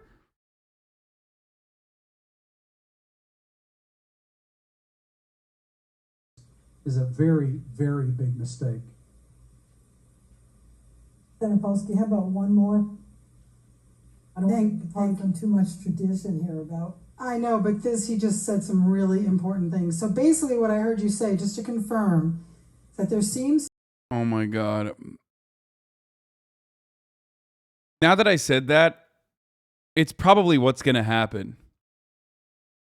Like, I can't wait for the fucking I mean, they do that for CRT already, like social sciences. They want to have a say on social sciences and like how history is educated and taught in schools. It's like, come the fuck on, dude. You're a dumbass, dude. You need CRT. Oh, fuck. Now they're going to do it for chemistry and shit. They're going to be like, we need to halt the STEM. We need to stop these sciences from being taught to our children. Okay? Fucking bullshit. Seems to be a big uptick in the number of children who are coming out as gay or experimenting, and therefore we need to not discuss it in the younger grades. Is that correct? Senator Baxter, you recognize. Those are the reminiscing of a father and a grandfather, trying to figure out what makes kids. Oh, God. They're all doing this, like, bitch shit, dude. They're such libtards, bro. Everyone does this thing now where it's like, it's my lived experience, Sweaty. Shut your fucking bald ass up, dude. Shut the fuck up, you bitch. I don't give a fuck what your lived experience is, unless you're talking about sucking dick in a bathroom because you were terrified that someone was going to find out that you're a homosexual, okay? I don't give a fuck. What do you mean your lived experience? What kind of fucking lived experience do you have as a grandpa? God damn, dude. Holy shit. It just makes me so mad where people are like, actually, I'm simply talking about this from my lived experience. Sweaty, you're doing a Bodies in Spaces right now. How about you see yourself out of the conversation that we're having about old, bigoted, racist fucks who think that children should not learn about being gay. That's my lived experience in this situation.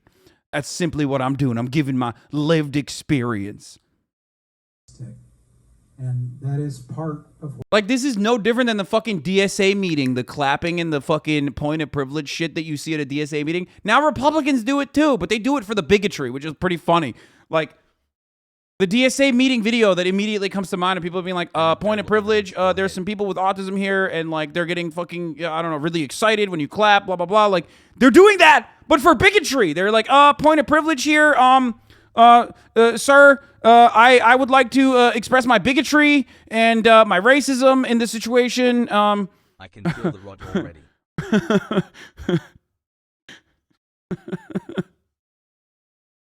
What the fuck, dude? What is happening?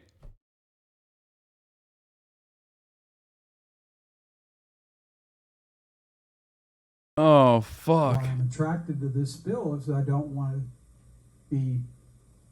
We know there's social inputs into how people act and what they decide to do. So, yeah, that's part of our concern for the well-being of our children. The autism thing is legit, though. Yeah, okay, dude. I know. Jesus Christ. Please don't do this right now. Okay? We've talked about this before. Some spaces are not going to be as accommodating as you would wish it, okay? That's just it. That's just it. This is not always going to happen. Not always going to be that way. I'm sorry. Especially if it means, maximizing efficiency.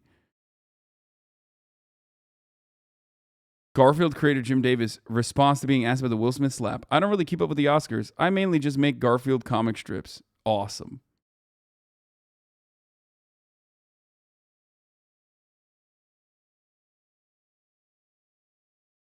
I can't tell if this is a joke or not, but it's great. 8 months of communism pog.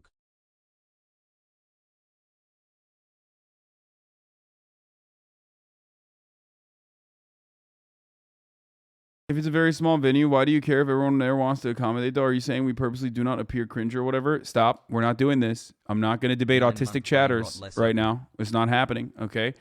Not the, let's have a conversation about, how you're being selfish. You're being selfish. Don't do it. Don't center yourself in this conversation. Don't do it. You're doing it. Trying to center yourself. No centering.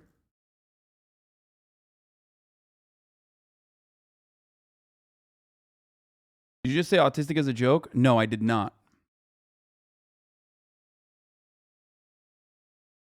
There was no joking in that reference to autism. Okay, let's move on.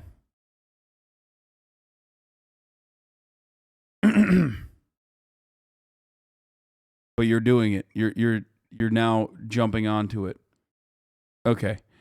So yeah, the don't say gay bill, fucking bullshit, ridiculous, but also incredibly effective propaganda. So here we are.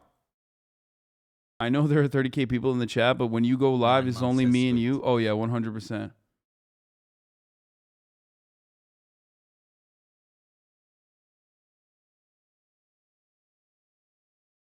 So let's hear it. Their main, quote, goal as a company is now to teach kindergartens in Florida that they can, in fact, change their gender just by wishing it so. It makes you wonder if kids in Florida can consent to chemical castration with no parental involvement. If that can be true, what exactly can't they consent to once we set that standard? Disney. What the fuck, Tucker? Oh my God, I can't believe Tucker Carlson came out for in support of trans rights only because he thinks like that means he can do pedophilia. That's weird. Classic libertarian brain at work here. He thinks that is how that works, but it doesn't. Unfortunately for Tucker, because one is not damaging to the child. As a matter of fact, it's harm reduction for a child, specifically a trans child, if they're able to get early on, if they're able to get hormone blockers, puberty blockers. The other, on the other hand,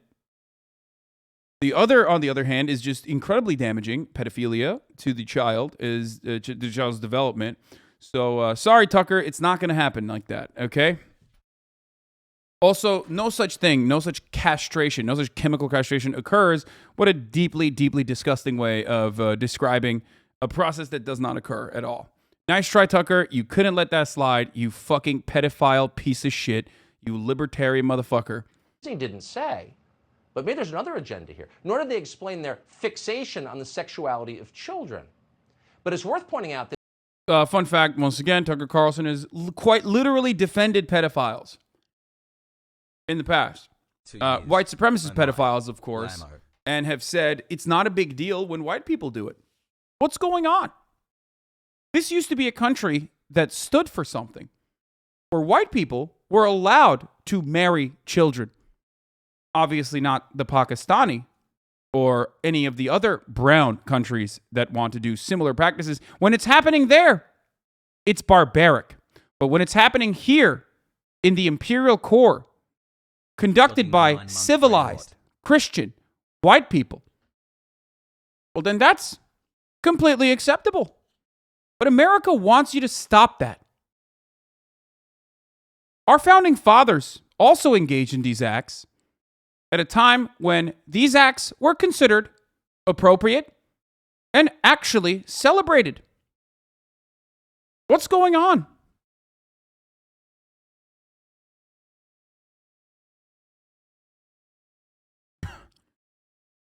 Why isn't Tucker's mouth moving? I'm confused. Yeah, I'm doing a...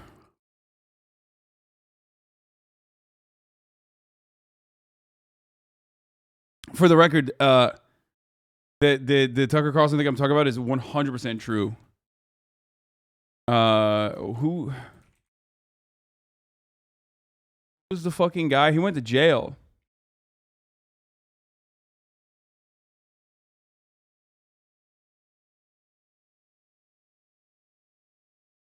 He defended Warren Jeffs. At HasanAbi gifted sub again. Let's go. Wait, let me see.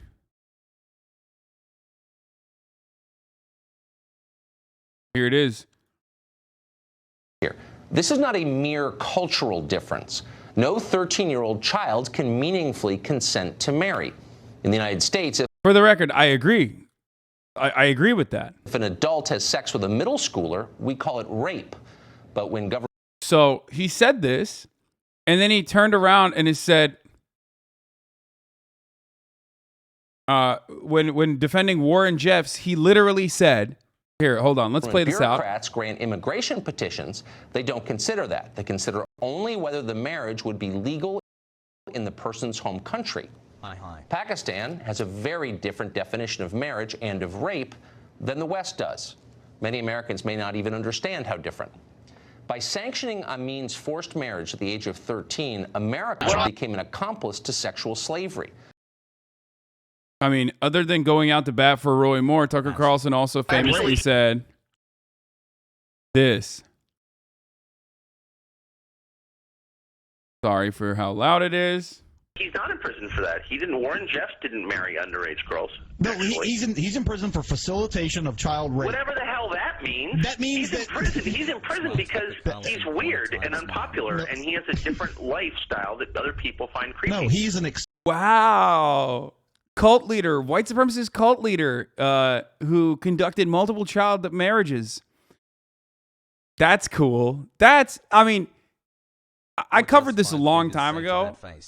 Back when some of you might have even had a different point of view on Tucker Carlson. You might have even been a fan of Tucker Carlson. So let me bring you back to some of the old HasanAbi hits. Okay. By the way, he also personally did marry underage girls as well, but he also married them in his own cult to other adults. But here it is. I mean, here's Tucker Carlson quite literally defending it. Hasan, you're being lifestylist. Yeah, I am.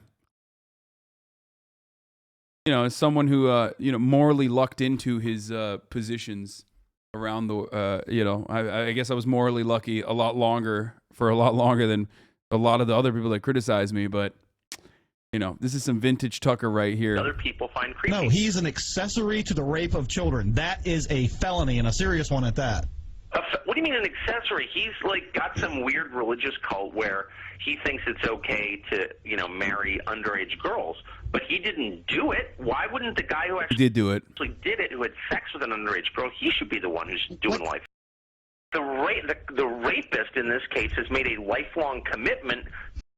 Doesn't end there. He was like, not enough. Gonna defend the more. Live and take care of the person. So it is a little different. I mean, let's be honest about it. He's not accused of touching anybody. Bro, this is literally like, Tucker Carlson right here. You know what Tucker Carlson's doing right here? He's doing shit that debate lords love doing on the internet. Where he's debate lording the beauties of child marriage. Okay, that's what he's doing right here. Why? Because it's a white person doing it. That's precisely why. Because in Tucker Carlson's world, he 1,000,000% thinks it's acceptable. It's 1,000,000% acceptable if white people do it. Okay, that's it. Accused of facilitating a marriage between a 16-year-old girl and a 27-year-old man. Also not true.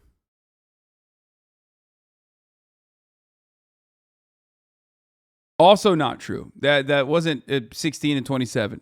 The accusation. That's what they're calling felony rape. But in our that's state, bullshit. but I'm sorry. Now, this guy may be a total creep, maybe a child rapist. I'm just telling you that arranging a marriage between a 16-year-old and a 27-year-old is not the same as pulling a stranger off the street and raping her. That's bullshit. But you know what? In my brief experience, you know what gets women going is arguing with them. Really? Okay, so the rest of it is just like other misogynistic shit. But so remember, that's Tucker Carlson's position. Okay, let's move on. Let's talk about what is he saying? Chemical castration. 4 Disney employees were just busted in a major human trafficking sting, including one employee who allegedly sent sexually explicit text to a detective posing as a 14-year-old. Wait, what? Their main, quote, goal as a company is now to teach kindergartens in Florida that they can, in fact... Dude, the irony here is that, like, he is always, while maintaining the position that I just showed you, he then also will literally fucking say, like, random employees are basically, like, responsible for, like, everything that the company is doing. I don't even know who the fucking employees are. I never know who these, like, I never know what the details of stories like this are, and I'm certainly not going to find out from watching Tucker Carlson because he is here to present a perspective, and that perspective is that basically having a conversation even about like the existence of LGBT members in society is the same as grooming kids to do sex trafficking. Like that's literally what his argument is here. Let's make no mistake. That's precisely what he's trying to say, and that is also deeply homophobic. It's a super old school homophobic take too, to be like, oh yeah, every gay person is like grooming children by being gay around children. That's like you're grooming them. It's just super old school, super old school fucking homophobic bullshit. Let's hear the whole clip now. Actually, let's watch the whole one. Groups like the HRC have decided to push this propaganda as hard as they possibly can. And they don't care what you think because it's not about democracy. It's not about... Yeah, they've just replaced gay with trans, and some dumb motherfuckers, specifically in the gay community, okay, specifically the L's and the G's, unironically jumped on that shit so quick, it was fucking mind-boggling. I'm like, dude, are you stupid? Like, this is literally what they said about you, like, 10 years ago, you dumb fuck. Why are you repeating the same idiotic fucking propaganda? Like, you stupid bitch. What parents want. Now, obviously, that's not, like, by and large, the entirety of the LGBT community or anything like that, obviously, but, like, wild that some did jump on that. Specifically, I'm looking at you, oi bruvs, okay? Goddamn, like, so much of the fucking turf shit directly comes out of that goddamn island. What the fuck is going on, dude? The LGB. The LGB, bruv. No T's here. LGB. Disney, for example, is a major donor to the HRC and has been pretty explicit about this point. Quote, Florida's HB 1557, also known as the Don't Say Gay bill, should never have passed and should never have been signed into law. Disney said in an official statement. This is the company you also hand your kids over to. Woohoo, not creepy. Quote, our goal as a company is for this law to be repealed by the legislature or struck down in the courts. So let's just think about this for a minute. Here you have a law passed in a democratically elected state legislature, signed by a democratically elected governor, supported by the majority of Florida voters, but it must be struck down because the oligarchs at the mouse company don't like it. Oh. So shouldn't you get back to making kids' movies propagandizing for China? Shouldn't you get back to wrecking the state of Florida with your pollutants, you environmental criminals? Yeah, well, they've got other business. And their main, quote, goal as a... Like, I'm all in favor of shitting on Disney, by the way. It's awesome when, you know, the powerhouse of Disney that has dominated, like, California and Florida politics for so many fucking years, that is almost single-handedly responsible for the most fucked up patent laws that we have, internationally even. It's awesome to shit on Disney. But you found the one instance where, like, Disney's not in the wrong and is, as a matter of fact, literally fucking... doing it for just pandering reasons, and you're just shitting on that. It's crazy. It's crazy to me. Company is now to teach kindergartens in Florida that they can, in fact, change their gender just by wishing it so. It makes you wonder if kids in Florida can consent to chemical castration with no parental involvement. If that can be true, what exactly can't they consent to once we set that standard? Disney didn't say, but maybe there's another agenda here. Nor did they explain their fixation. By the way, the irony, of course, is that Disney directly, as a consequence of being based in Florida, has literally funded every politician to a certain degree. Has funded every politician that has written that law, okay? Straight up. There is no way that Disney did not beef up the Republican Party's defenses here. They literally fund both sides, okay? They do. So that's what every gigantic mega corporation does. They completely dominate Florida. So kind of weird that now they're coming out and being like, "Oh man, this is really fucked up. Ooh, don't say gay, Bill. What? That's crazy. We say gay here." On the sexuality of children. But it's worth pointing out that 4 Disney employees were just busted in a major human trafficking sting, including one employee who allegedly sent sexually explicit text to a detective posing as a 14-year-old. That bust occurred, as you may have guessed by now, in the state of Florida. Some of the most powerful... I mean, I do get... that's... The least shocking thing is that a pedophile was busted in Florida. Let's be real, okay? I mean, that's kind of what the state is there for. It's for like cryptocurrency, and pedophilia often goes hand in hand, you know?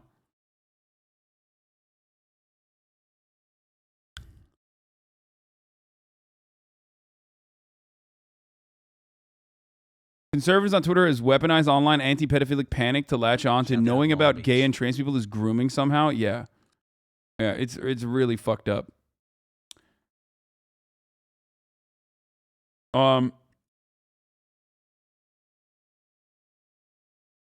So who in the Biden White House thought the child porn defending judge was a good choice? Love you, Hasan. Maybe you should ask Matt Walsh. The pedophile scandal in the Catholic Church is not a pedophile scandal. The vast majority of victims are post-pubescent teens. Oh my God, he did actually, it's a phebophilia argument. And young men, the real problem in the church that everyone sees and few will say out loud, gay priests. Jesus Christ, dude.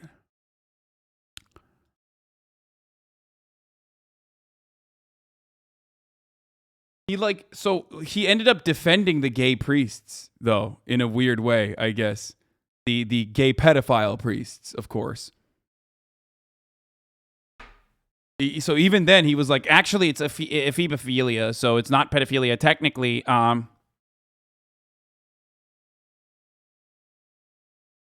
Very weird. Yeah, my man said, I will tolerate pedophilia, but I draw the line at homosexuality, which is wild. Like, can you mathematically arrive at the worst take in this situation? Well, Matt Walsh can. He ended up, 1, defending pedophiles, and then 2, being like, and then 2, turn the fucking anger towards homosexuality. Awesome. That's awesome. That is an incredible way to fucking arrive at this conclusion.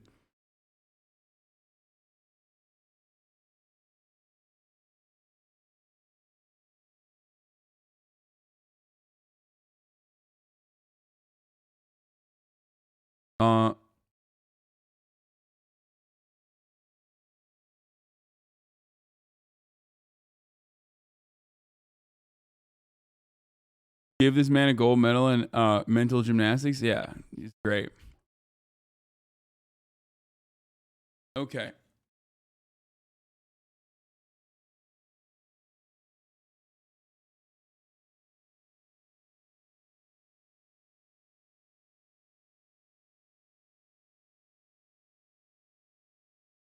It's the Lil Nas X dilemma. You can't be 2 things at once or you'll get obliterated for being the gay part. Really looking forward to the Primus on content in 2022 and 2024 when Republicans take over, patiently waiting. I mean, I don't want Republicans to take over, but goddamn, dude, like Democrats being in charge hasn't really stopped Republicans from doing whatever the fuck they want. Russia sees no breakthrough in Ukraine's peace proposals. We're going to get to the Russia-Ukraine stuff, obviously. Don't worry. I know a lot of you are like, you know, you're salivating in the mouth, waiting for the Ukraine-Russia coverage. And it's coming, okay? It's coming soon. Don't you worry.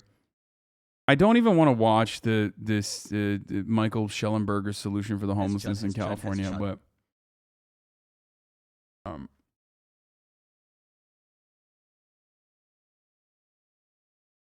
right. Russia pledges to drastically scale back military operations. Yesterday appeared to bring some progress. Russia now claims it will drastically scale back its military operations around Kyiv, but the Biden administration and other Western leaders are skeptical, warning against taking anything Russia says at face value. And Russian bombs are still dropping on civilian targets near Kyiv and other cities. Foreign correspondent. Community member going viral. I'm the coder who's helped take down the Texas anti-abortion website, kept Starbucks, Kellogg's, and Ralph's from hiring scab workers by coding a website that generates fake applications. Can you help me grow my network on Twitter so I can keep using coding for good? Can't believe I accidentally ended up retweeting that. That's disgusting. Absolutely disgusting that this community member is out here doing stuff like this is just completely unacceptable. Just unacceptable. You guys need to not do crimes, okay? I just keep misclicking the like. Okay, I'm following him back. There you go. I accidentally did that. I was just all accidents all around.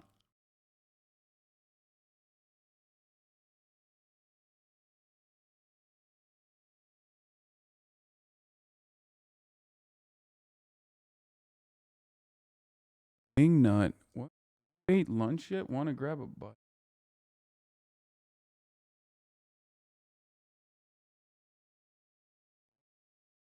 Been watching since 2019, but glad I figured out using my sister's Prime to skip these ads and give Daddy Bezos money a year ago, doing nails.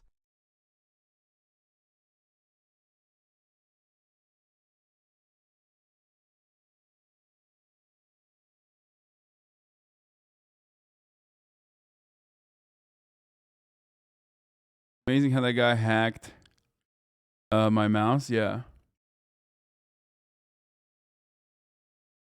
What are scab workers? I'm unfamiliar. Companies will go and hire temporary replacement workers when labor unions go on strike. A work stoppage is the most effective way, if not one of the only ways, that workers can show how important they are to the production. Okay, how important they are to the company overall. So companies oftentimes engage in union busting tactics to prevent that kind of worker power from being demonstrated, because they don't want to hurt their profit margins. And part of that is part of those tactics revolve around hiring what is known as scabs, people that cross the picket line, people that actually go and work at the work site, even when there is a union dispute at the work site. Yet? Love you so much, chat. Free Lil Krish.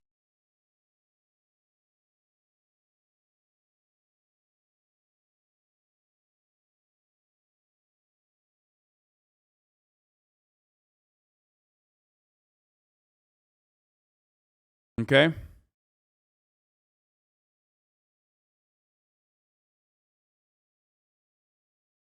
It's disgusting. It's a way for the companies to literally, in the interim period, refuse to negotiate with labor unions that are simply fighting at the behest of the workers, and instead find temporary workers to continue producing, rather than,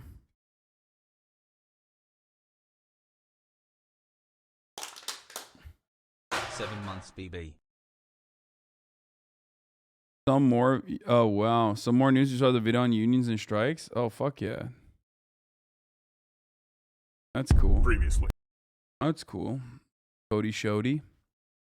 All right, let's continue. Where was I? What was I going to talk about? Oh, yeah, here. Russia says it's building a new democratic world order with China. Relationship with China is at its strongest level ever. The declaration comes as the U.S. and its allies work to isolate Russia and deter China from aiding the Kremlin in any way.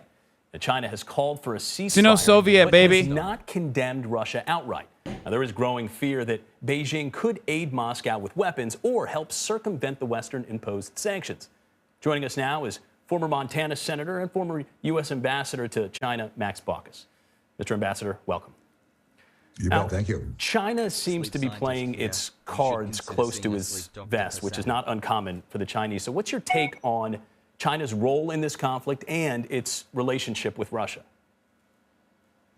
Well, you're right. China does play its cards very close to its vest. That gives it a bit of an advantage compared, in some respects, with our open system, our open democratic system. It's clear that President Xi is quite distressed with the performance of Putin in Ukraine. Putin's not nearly as strong as most people thought, including U.S. intelligence, let alone Chinese intelligence. So right now, President Xi is really the stronger, bigger brother by far compared with Putin. They may have a relationship, but President Xi is going to, frankly, use Putin when Putin can help him. When Putin's strong, that's going to help aid China geopolitically, because China very much wants the U.S. to be preoccupied with Europe and Ukraine, pay less attention to China. On the other hand, if Putin's weak, then China will use that to its favor too by extracting great concessions on gas, for example, and oil and other foodstuffs from Russia. So it's playing out in a way that, frankly, where President Xi is pretty much in the catbird seat with respect to that relationship. It's very interesting. So you point out that this weakness that Putin has now shown the world and shown Xi is giving him room to manipulate their relationship a little bit. That's a very interesting point. But I also want to ask you about China's, unwillingness to condemn Russia, whether you believe that is signaling in any way its own desire to escalate advances on Taiwan. No, I don't think the two are related at all. President Xi and China do want Russia to do well, because a stronger Russia, as I mentioned, keeps the United States preoccupied in Europe, and the United States therefore pays a little less attention to China, so that China can proceed worldwide, especially economically, build up economic power with the Belt and Road Initiative or in Africa or wherever. No, China's going to play the long game with Taiwan. Very long game with Taiwan. I sincerely doubt that they're going to militarily invade Taiwan, but Taiwan is existential to China, no question about it. But I think the two are very different, Ukraine and Taiwan. In Ukraine, don't forget, Putin. What do you mean Bellingcat just exposed HasanAbi for what? Am I a Russian operative? Am I getting money from Russia? Is that what's going on? Because it's news to me, but it'd be fucking... What? Putin is a military guy. He wants a quick win. China is not a military power that way. They have big military, but their approach is much more economic. They don't invade countries militarily. They just play a strong, long-term economic game to squeeze others to gain their advantage. Now, Western sanctions on Russia have been crippling. And as we mentioned, some of the concerns are that China might help Russia dodge some of these sanctions. How might they do that? And do you think that's likely? I think it's somewhat likely. China clearly did help dodge sanctions on North Korea. They're exposing you for getting subs from LPR and DPR a month ago? Wait, are you serious? Please tell me that's serious. Please tell me that they wrote... Someone wrote a fucking... That's funny.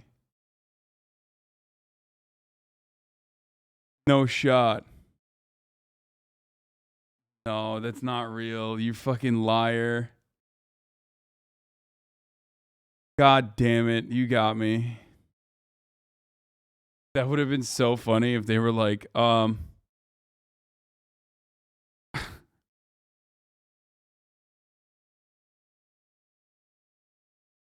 That would have been so fucking funny if they wrote an article being like, Twitch's largest political commentator is being funded by LPR and DPR.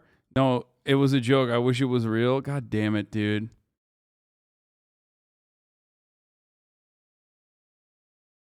It is true that North Korea is on the Chinese border, but China, you know, it's because it's a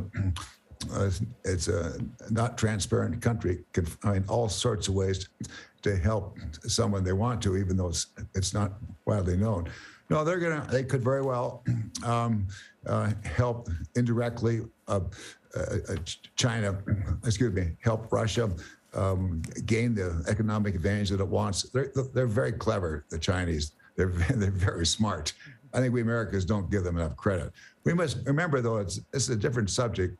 It's, you know, when President Biden works with President Xi, tried to work out China's arrangement in Ukraine, it's very important for the United States to tell China, hey, you know, play ball here, or else there'll be more sanctions on you, China. And China clearly is not. Literally the absolute worst way that could have ever been covered. Holy shit. Okay. Oh, Jesus. Max Baucus, dude. It's like maximum boomer. Okay. James Longman starts us off in Kyiv. Good morning, James. Yeah, good morning, George. We're on the outskirts of Kyiv here near Irpin, which has seen some of the heaviest fighting of this war. All morning we have heard shelling, consistent bombarding, and we've seen residents trying desperately to get out of this city. This is an area that Russia... To address the people who are concerned with me being in the pocket of Russia, the only thing that funds these pockets, baby, is the top of the hour ad break and those who subscribe broadcast.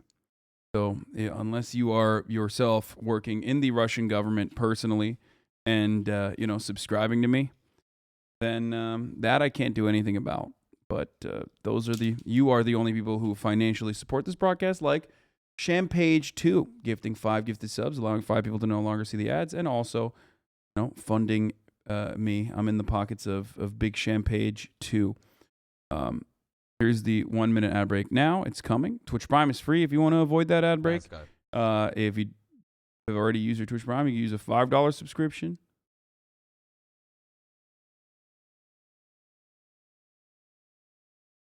And Coffee Dave, thank you for the $5 or $5. Thank you for the 5 gifty. Here's the 1 minute ad break now. Bezos bucks. I'm in the pocket of Big Chat.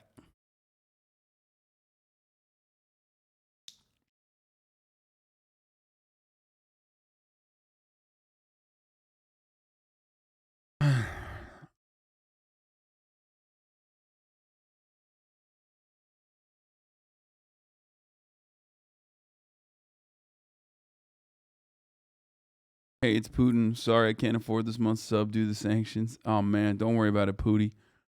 Champage2, thank you for the 5 gifted subs again. Look at that. I'm in the pocket of Champage2.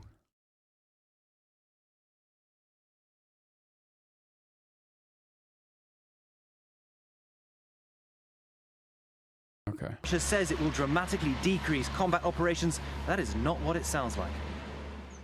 This morning, the Russian military claiming a new shift in strategy in Ukraine. They now say they're going to drastically decrease military activities around Kyiv and the northern city of Chernihiv after negotiations between Ukrainian and Russian delegations. But they do say this is not a ceasefire. And this morning, we've heard for ourselves that the battle is still raging. We came to the suburbs of Kyiv, a few miles from Irpin. Residents are finally getting a chance to get out. They've been living underground for weeks. But as you can hear, the war rages. And this is one of the areas that the Russians say they are now going to leave. But as you can hear, 7 months there are no signs of this war stopping. We meet Taras, a local councillor here. He's volunteering to get residents out. Sure, I'm afraid to go in, he says. A normal person should be afraid. If I wasn't, I'd be mad. He lost his own home, but he's committed to getting people out. So now he's literally running back to meet up with his colleagues there, and they're going in to the town. And as we've been speaking, we've just... You say U.S. was right? In question marks? What do you mean? About what?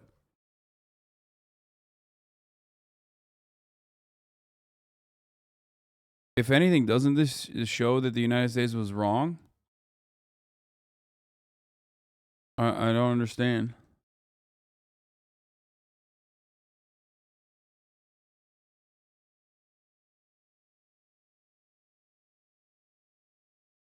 Just been hearing bombardment after bombardment. But that's how committed he is to saving people who live in his town. An hour later, a van pulls up. A small group of Irpin residents rush out, holding anything they can. She's new. It's a lie that it's safe, says this man. The gunfire and shelling continues as it was before. We managed to get out, but there are more people back there. With the bombs still falling, Ukrainian troops around the capital are still on high alert. President Zelensky warning for Ukrainians to keep up their guard. The Russian army still has significant potential to continue attacks against our state. In the US, the White House says they are seeing some Russian troops moving away from the Kyiv region, but believe the move is a redeployment and not a withdrawal. President Biden expressing his skepticism. We'll see. I don't read anything into it until I see what their actions are.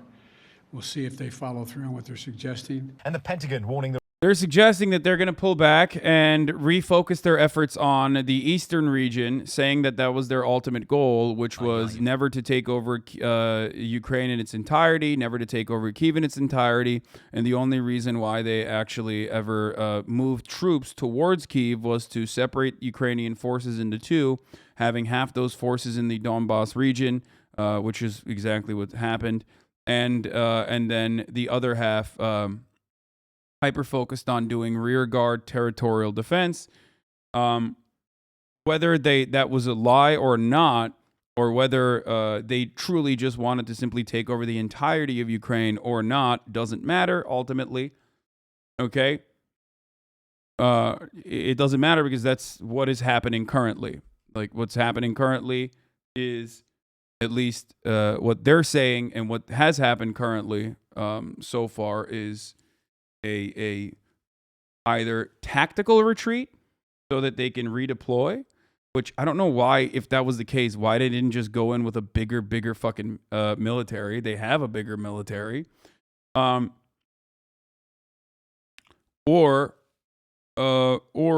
it was, or they're being serious and that they are simply going to shift their efforts onto the eastern side of the river.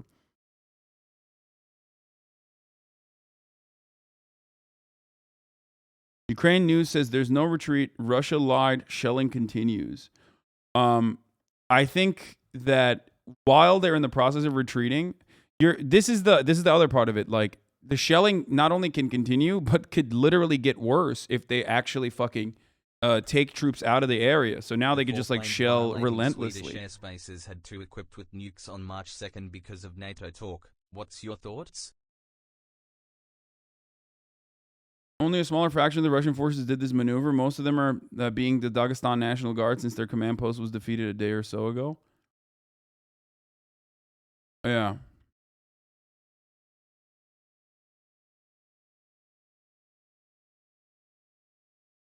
U.S. did this when Iraq retreated, shelling on the way out. U.S. also did this in Iraq to separate the Iraqi forces as well. Terrible takes. Why do I want you? I haven't even given a take. I've given 0 takes so far. I haven't even like said anything at all. So if that's your POV, I think like you should take a breather and try to understand. Like,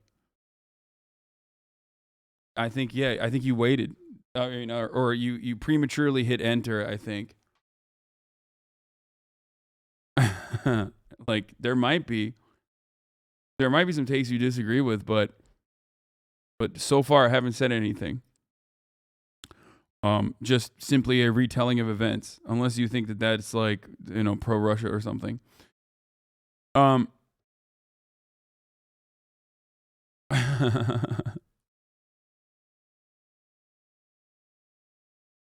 So,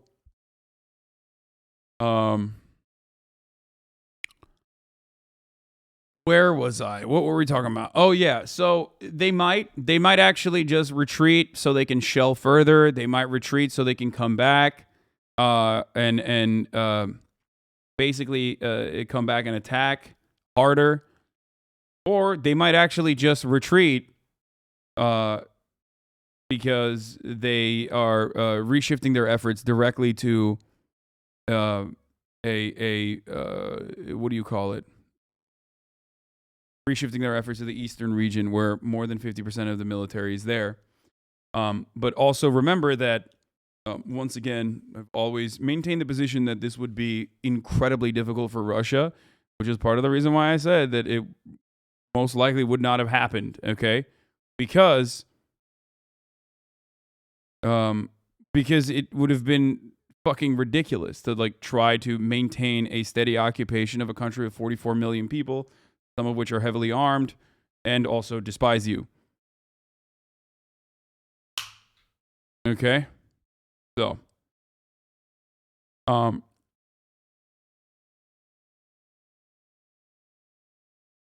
horrendous take. Not on this one. It will be relevant in approximately 22 minutes. Okay, guys, stop fucking memeing.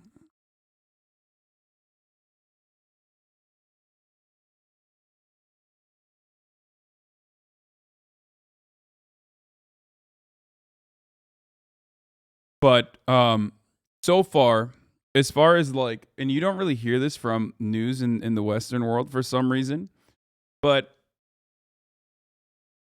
almost 1 year with an amazing community and amazing streamer. As far as the negotiations goes, Russia's demands on that front are otherwise not like insane at all. It's basically upholding the Minsk agreement, and Zelensky is in a unique position here where he's stuck because he can't make decisions alone, right? That especially if those decisions look like he's conceding to Russia. How about you take some bitches? But the implementation of the Minsk agreements, and also on top of that, you know, legalizing the Russian language or like abolishing the language law, these are perfectly reasonable. These are perfectly reasonable demands to make that are nowhere near as like idiotic or symbolistic like denazifying Ukraine. Like that shit's bullshit, which is precisely why they kind of, according to certain resources, given up on that front. According to certain sources, have given up on the denazification front.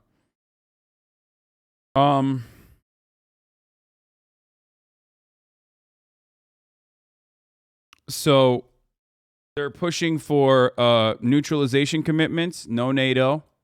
Again, a given. Wasn't going to happen anyway. So assurances. They're pushing for demilitarization still to reduce the number of troops to 50,000, I think, which I think it's unreasonable. That's an unreasonable demand to make of Ukraine. Okay? And they've basically given up on the hello chat denazifying concept, which they will probably say is still on the table. It's just, but that was always just for the people back home.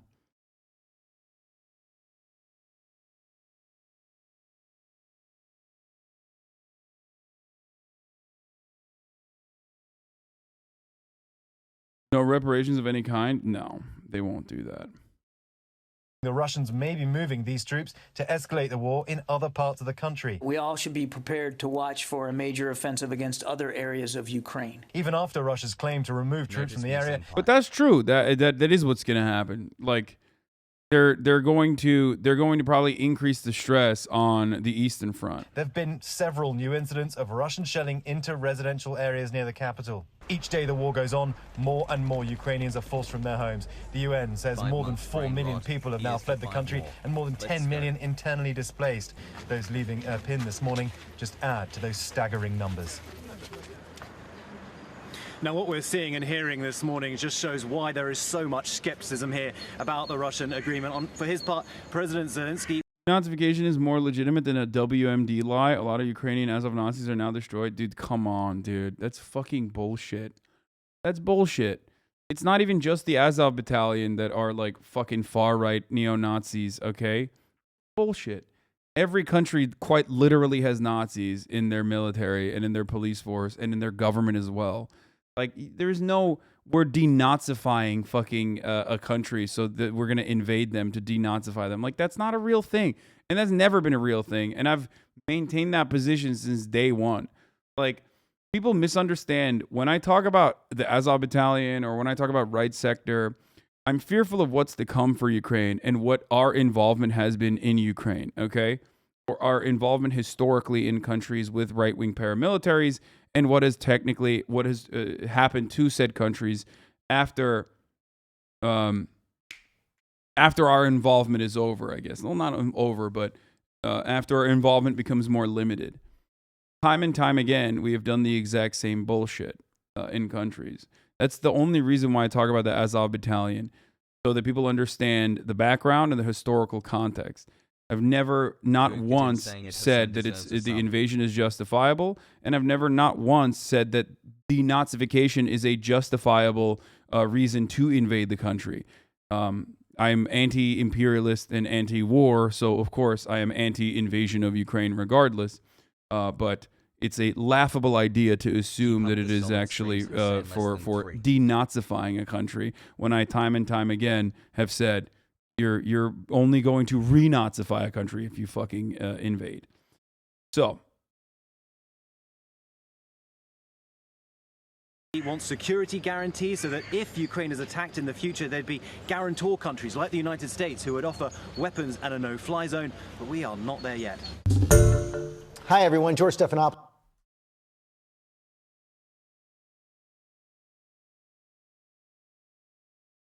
Anyway,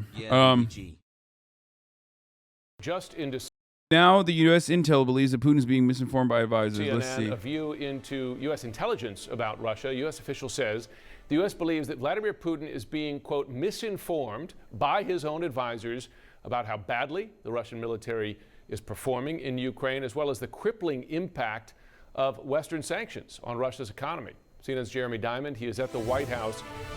Jeremy, this is remarkable here because it gets to a real deliberate, it sounds, miscommunication from the folks on the ground to the Russian president.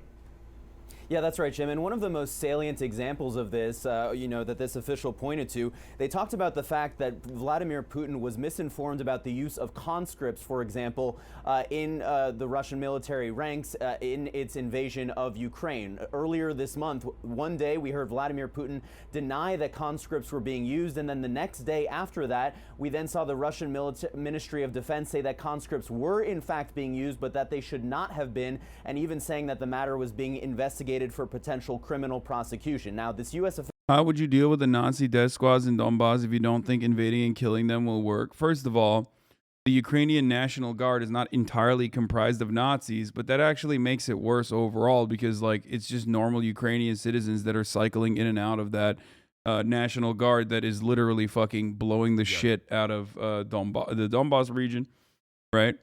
But what you have to understand in that situation is that there were security assurances, and Russia's actual fucking diplomatic power was at an all-time fucking high leading up to the invasion, okay?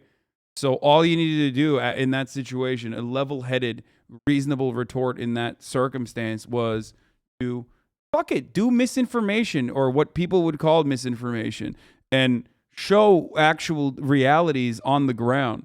And utilize the OSCE, which is a Western resource, but still was also showcasing very clearly that the shelling had continued and very clearly had actually increased as well. Not to a degree that was like way fucking worse, but still increased. This is absolutely a way that you could have pushed for a diplomatic solution to say, look, Muslims love you. This is happening. These people are dying.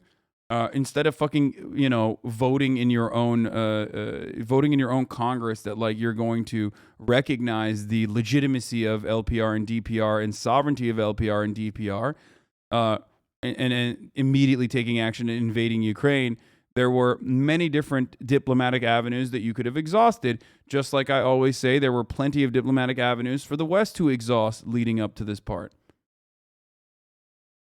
Okay? And they didn't do that. They fucking went buck wild and invaded a country and killed a fuckload of people. They pushed a diplomatic solution for the 8 years Donbass was under attack. It wasn't working. No, it's not enough, dude.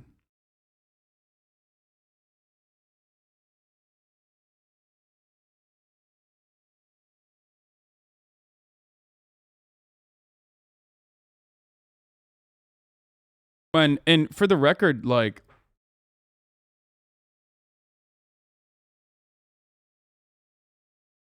for the record, I have talked about Ukraine's responsibility, led by and being misinformed, I guess, or being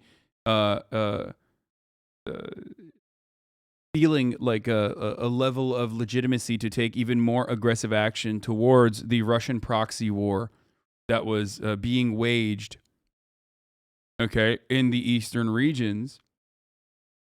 And that is why I talk about the Western influence and involvement since 2014 in this proxy war, okay?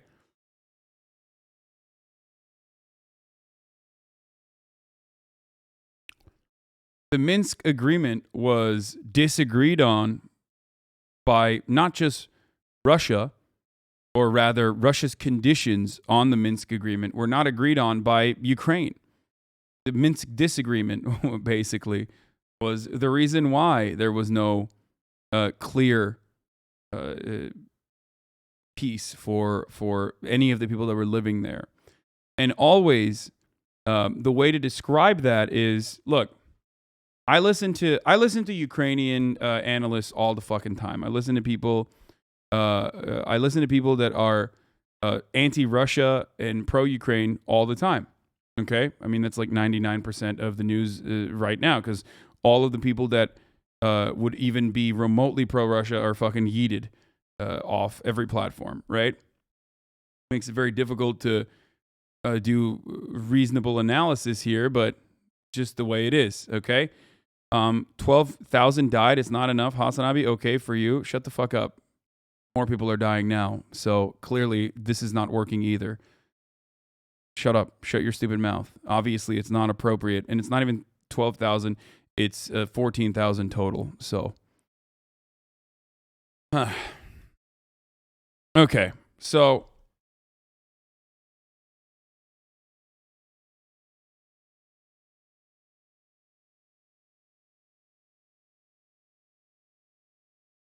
The way that the Western media treats this conversation is by completely overlooking what some of the Russian speakers in their own interests were, or their own opinion was, by basically pointing to what Russia does regularly, which is, oh, there's Russian people here. That means, we're going to recognize the autonomy and then therefore the sovereignty of this region. And we're going to use that as an opportunity to put you in a constant territorial dispute so that we can have a say in your foreign policy. And you have either the opportunity to be a vassal state to Russia or fucking die, I guess. You don't really have any sort of opportunity to do anything else. Okay? They do this all the time. They do. But with respect to what was going on in Ukraine and what Russia's interests were, or with what the actions that Russia was taking in Ukraine, okay,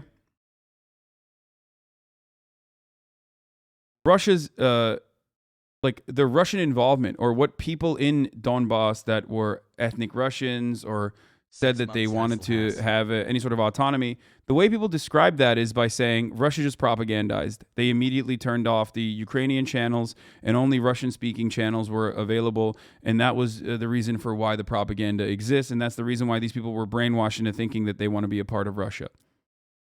Okay? That's what they say. And I think that's a little bit ridiculous. The truth is somewhere in the middle in that situation. Okay? Especially considering that Ukraine has done similar things by eliminating Russian channels and literally abolishing Russian parties in Ukraine, and also some communist ones or some leftist ones in general, by claiming that they might be tied to the Kremlin. So it's it's basically the fucking same shit being flung on either side. Okay? But here's one thing Russia absolutely guaranteed with this invasion. Okay? They guaranteed that the last remaining Russian, as people say, the last remaining Russian in Kharkiv and in any of the eastern territories died the moment that Russia invaded them and started shelling them. And that's true. Okay? They literally wiped out any remaining support they could have potentially had in these eastern territories beyond Donbass, okay, by shelling it relentlessly. And I do agree with that. I think that analysis is 100% correct. They literally rolled in tanks, gave them the worst to people, bought thousands of foreign fighters from abroad. For instance, Finland gave them separatist training. It was 99% Russian manufactured.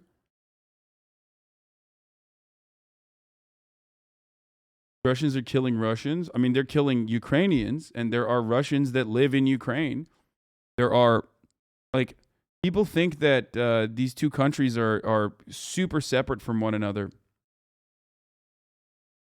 Okay?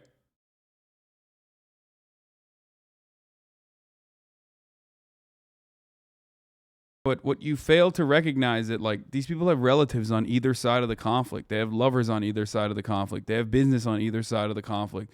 The average citizen is unless they're like hyper nationalists, the average citizen until before this invasion probably had a different perspective.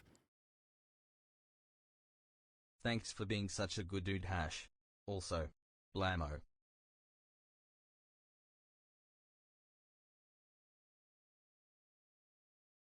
Okay.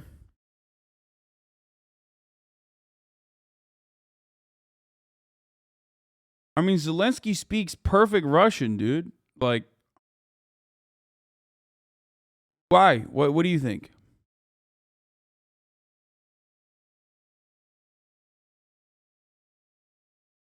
Hassle. So,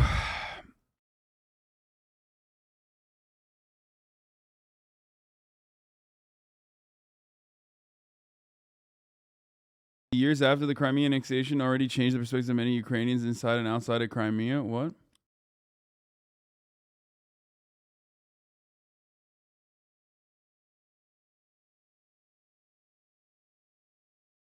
If a poll was done in the eastern part of Ukraine now, do you think people would still support Putin? No, I don't think they would.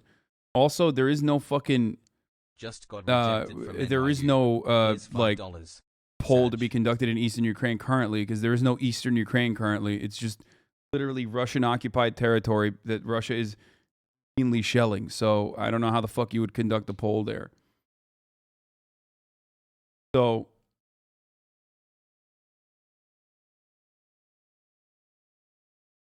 it's difficult to. Fuck, I'm sorry to hear that, man. You're better off without NYU. Sorry, I was responding to the dono.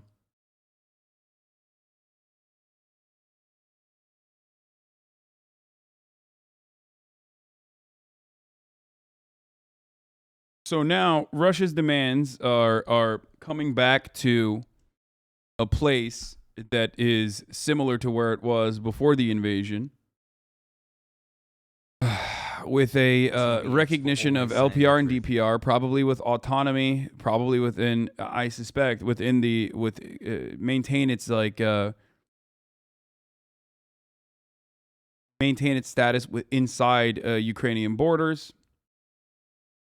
And also, on top of that, recognition of Crimea, or at least pushing the buck back to, pushing the negotiations back to 15 years in the future, which is, I think, what Zelensky is trying to do at the moment, with the hopes that, like, some kind of change in governance will allow Ukraine to either make a more, to regain the Crimean territory as its own, within its own borders, or hopefully they just don't have this conversation and they can, they can end the negotiations. Because at this stage, the only part of this, the only contention, I think, is coming from the demilitarization aspect. What Russia's demands are on the demilitarization front, and what Ukraine's demands are on Crimea. Earlier today, in the peace negotiations that were occurring over the course of this week in Turkey. One of the demands that Ukraine wanted to make was to have a conversation about Crimea, and Russia said, according to our constitution, Russian territory, you cannot have a conversation about Russian territory, and you cannot make demands about Russian territory.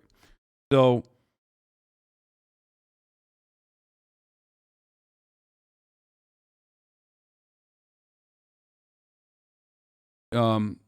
that's the reason why I think they're going to move towards basically just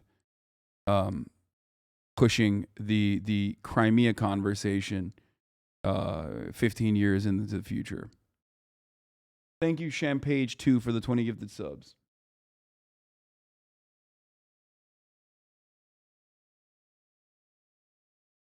Russia still have claim over Crimea if Ukraine guaranteed ethnic, financial, and water support for the area? What do you mean ethnic support for the area? What does that even mean?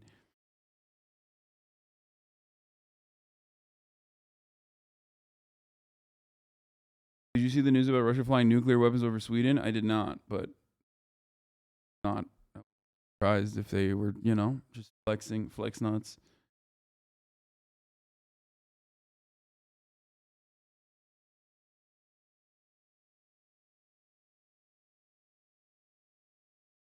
Official tells me that this information about Putin being misinformed and misled by his military advisors is based on newly declassified intelligence, but the official would not get into what that intelligence actually is, citing a risk to sources. Weeby, bro, Sweden will be fine if they get nuked. That shit goes away in like 2 days.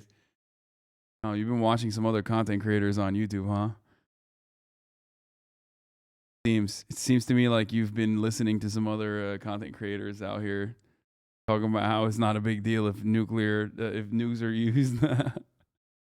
And methods. But this official says that the U.S. believes that Putin is being misinformed not only about how the Russian military is performing in Ukraine, underperforming expectations, but also how these sanctions from the United States and the global community are impacting the Russian economy. This official also says that Putin has become aware, it seems, of some of this misinformation, saying, quote, "We have information that Putin felt misled by the Russian military. There is now persistent tension," this official says, between Putin and the Ministry of Defense, stemming from Putin's mistrust in Ministry of Defense leadership. So obviously we've seen a pattern of the United States declassifying intelligence that it has as it relates to Russian military movements, as it relates to Russia, Kremlin thinking, and this appears to be the latest attempt by the United States to point out what it is learning and perhaps even to amplify some of those tensions. We should, of course, be mindful of the fact that the U.S. Can use intelligence like this to try and sow discord within the Kremlin and within Putin, between Putin and his advisors, although it appears, according to this intelligence, that has already happened. Jim? Let's speak now to Beth Sander. She's former Deputy Director of National Intelligence. Beth, it's good to have you on, and I wonder if we could throw those pictures up again of the devastation in Mariupol. I mean, it recalls images of Dresden in World War II. I mean, Russia deliberately leveling entire cities, and to see the before and after photos that we have, you can just see the level of devastation. It's the U.S. intel view. It's so fucked up, dude. It is so incredibly fucked up. It's just like, fuck.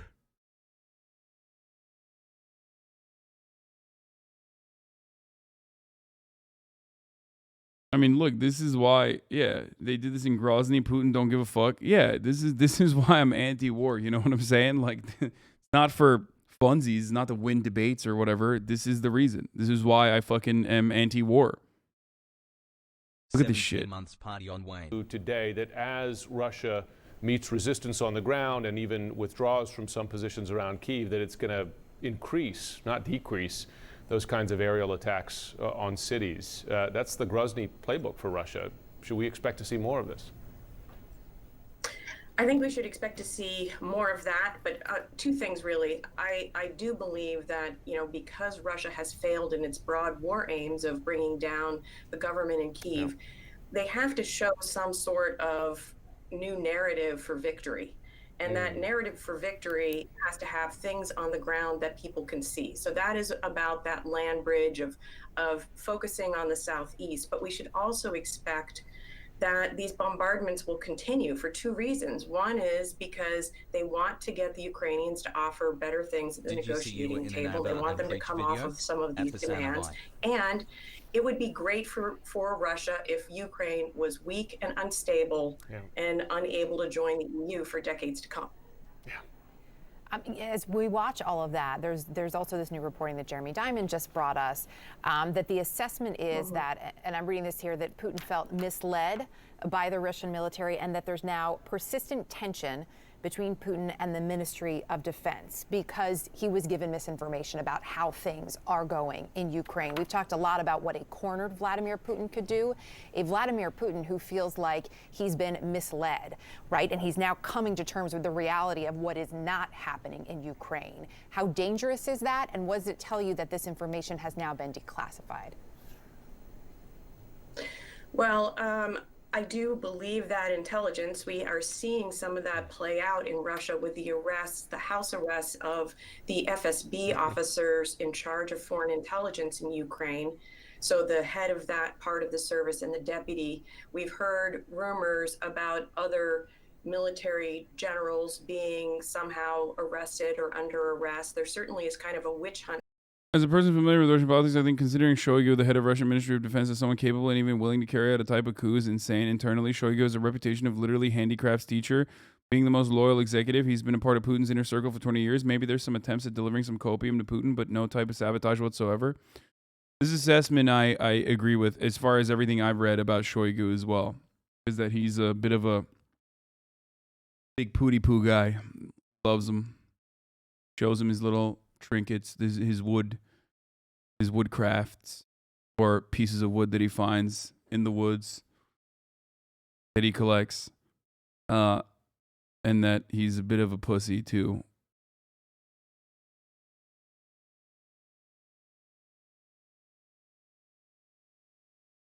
Going on within the security services, it seems to me. So that kind of confusion is good. Releasing this information puts pressure on Putin, so that's all good. But it does have this double-edged sword, Eric, as you point out. And I don't think the intelligence changes that, but the reality sinking in, the funerals, the bread lines, or the scrambling for shortages. These things are very real and very hard to sweep under the rug. Is there a timeline that you see on this, Beth Sanner? I've spoken to military officials who describe how the Russian military cannot maintain this level of pressure forever, right? I mean, the ground forces are suffering enormous losses, and they've withdrawn some, trying to regroup. But a lot of these problems are not fixable in the span of weeks, days and weeks. They're running low, for instance, on cruise missiles. Do you see a point at which Putin has to cry uncle, right, and settle for the best he can? Or, I mean, if he's misinformed, I suppose he could just keep dropping bombs and imagine that he's making victories. They still have a lot of artillery and missiles. So while there are, shortages of precision-guided missiles, they still have a lot of firepower. But the point about the ground troops, which is why I don't find it all surprising that they're talking about pulling back and refocusing on the southeast. We haven't seen a significant amount of that yet. But these, the idea of bombardments of cities and regrouping your forces are not mutually exclusive. In fact, they make a world of sense in Putin's world. Think about the troops that have been out there for over a month, and they were sitting on the border for a long time. They don't have a lot of supplies. They're going to have to pull some of those troops back and reorder them. And I think that they will end up much more in the southeast, where they are going to intentionally. Lols, Russia running out of bombs. That'll never happen in America. Here's my Cash App to help out with my health care. Yeah, I mean, Russia is simply a much, much poorer country than the United States of America as well. It's not like they're not trying. Like, they have a fucking defense industry as well. They have some fucking contractors. Don't worry.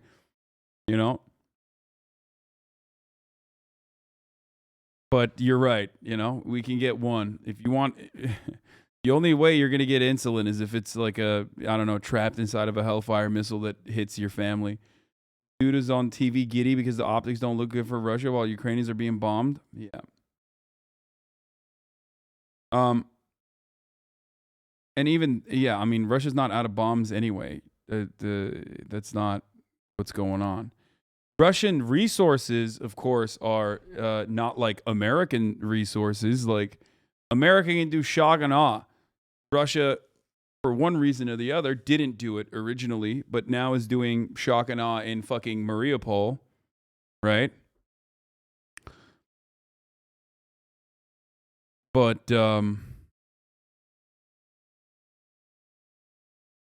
why is everyone repeating this pro-Putin propaganda? He was misled by his advisors, my ass. Makes people feel good that, like, Putin's a dupe and he's stupid and he's crazy and he's mad and his arguments are, and he's bloodthirsty and he's violent, and that's why all these things are happening. You know what I mean? It's just everything that's happening is happening for this reason.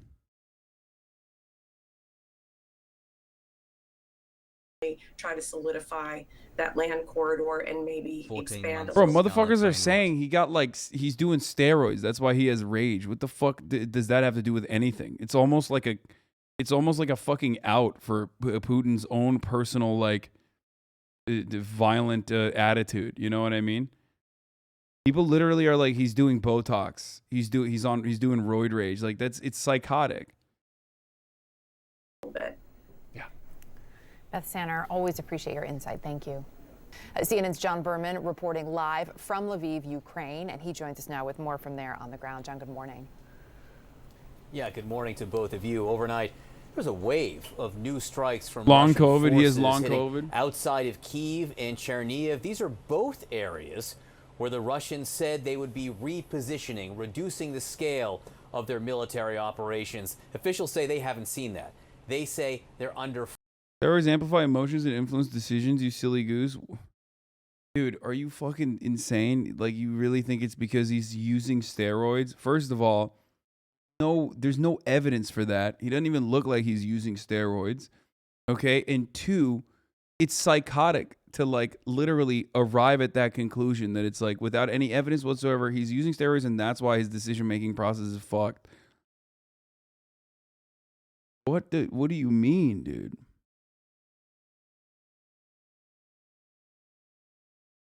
Like, people will literally yell at me for saying, this is Russia exercising its security interests. This is Russia also making sure that, like, they have control and keep Ukraine down, okay? And a country that is still beholden to Russia economically, okay?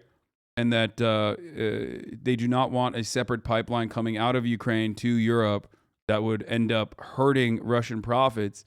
Like, I offer you fucking, explanations as to why Putin is engaging in an action that is, imperialist in nature. Okay? And then you turn around and you're like, nah, fuck that. It's actually steroids or something. Like, it's just lib brain, dude. It's long COVID. Like, no, this is a fucking dude who is, like, been leading this country for a very long time, okay? Lion bumbo. I mean, he's still engaging in, like, insane actions, like ending up, like actually going through with an invasion of Ukraine. That was psychotic. But it's like saying Hitler did things because of meth, because he was taking meth, which there is evidence for, at least. You know what I mean? But even then, it's not the meth. You know what I mean? He was also ideologically, he had some ideological underpinnings there.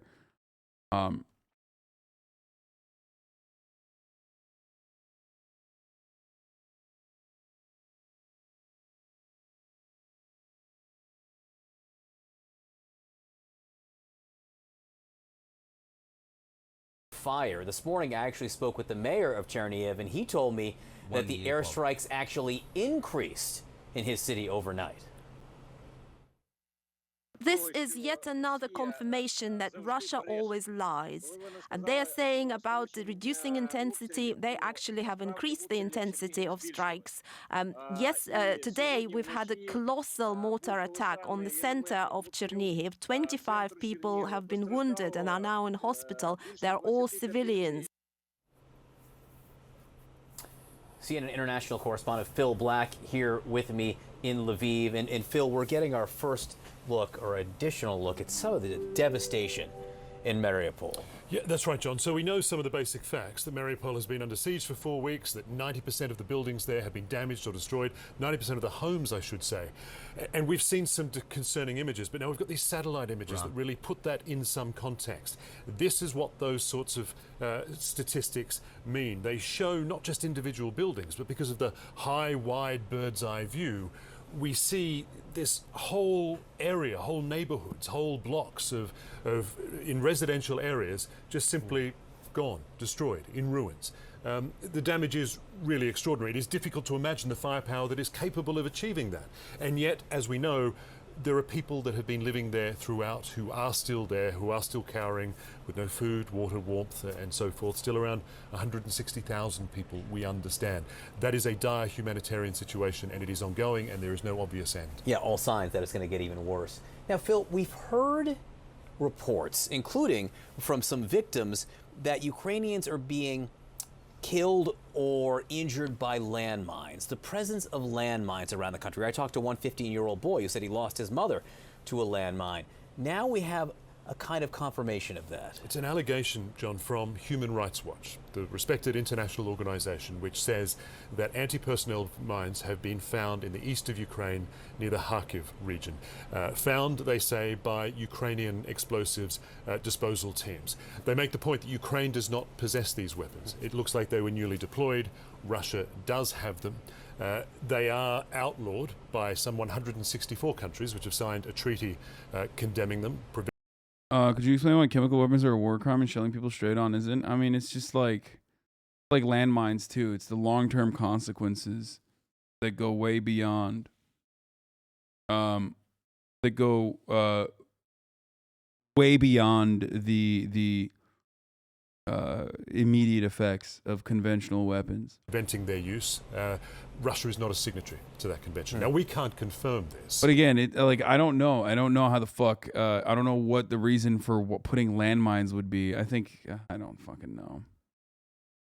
But we've contacted the Ministry of Defense in Russia. It is concerning, of course, because they do not, they don't care whether it's soldiers or civilians that disturb them. And they can maim and kill across a very wide area. And they can continue to do so many years if left undisturbed, many years after the fighting is finished. I mean, he described it. There are still areas where there are anti-personnel landmines, and getting rid of them is really difficult.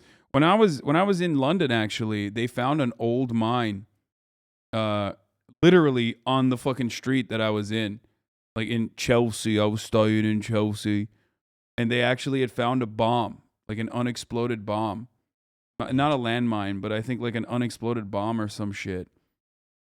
And they find it in European countries all the fucking time. I mean, the Yugoslavia territory literally has like actual fucking actual landmines.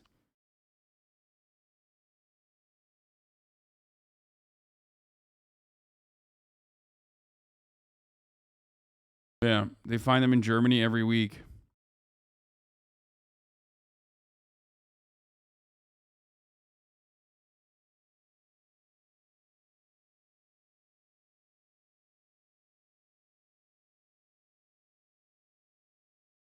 There are also dozens of intact nukes around the world that fell from planes during the Cold War. There's that too. Some chemical weapons also kill in horrific ways over days or weeks. Yeah, it's torture.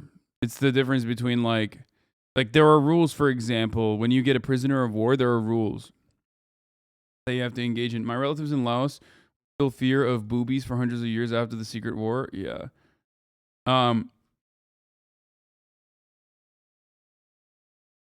So there are rules on how you treat prisoners of war. For example, Like, it seems stupid. You're like, what the fuck? It seems bombies, Lamau, sorry. I thought you said boobies, like booby traps or something. There are, like, you would be like, well, it seems counterintuitive. What the fuck? But, you know, both sides are taking hostages. Both sides are taking prisoners of war. Part of the reason why there's like established ground rules on what to do on with prisoners of war is because there will inevitably be like a POW swap at the end of war, because all war ends up with you know, some kind of treaty. So 20 months. Obviously, it's still, you know, people play fast and loose with those laws. Okay. But, for example, you've probably not heard about this, but there is at least one Ukrainian, there's at least one Ukrainian asking, according to Democracy Now!, I forget what group it was or who it was, but I think it's like there's an activist in Ukraine asking for a investigation to be conducted into the videos that came out that some people say are fake about possibly Russian prisoners of war being shot after they were apprehended in the leg. People are saying it's a fake video, but it's a really stupid thing to do regardless, because there's a fuckload of Ukrainian prisoners of war as well. It doesn't look fake, but I don't know. I'm not going to jump to the it's fake or it's not fake bullshit immediately. And anyone who does do that and is not simply just skeptical is you know, is being ridiculous. 100% not fake if you see the whole thing.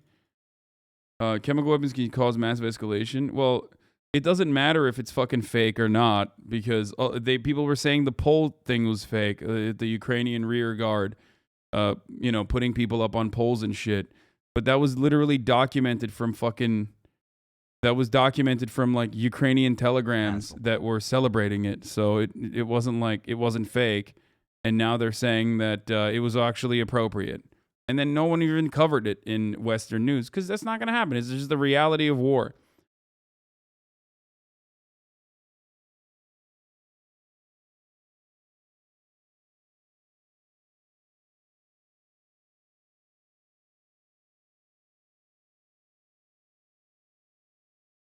So,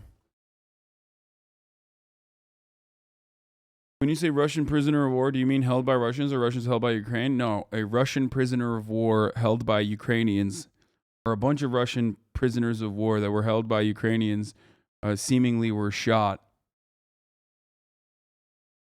in the legs while they had already been apprehended,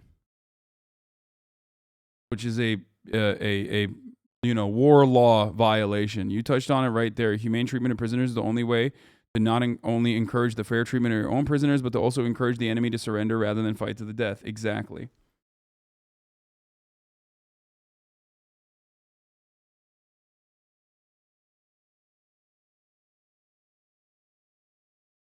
Ukraine vows immediate investigation over alleged video of Russian prisoners being shot in the legs. Oh, there you go. This morning it was right. That video was a fake. See, we'll find out. The Russians are doing bad things to Ukrainian POWs too, probably far more than Ukrainians. Dude, probably, but I don't know, okay? But I'm not rushing to be like, that's fake, okay? That's the difference.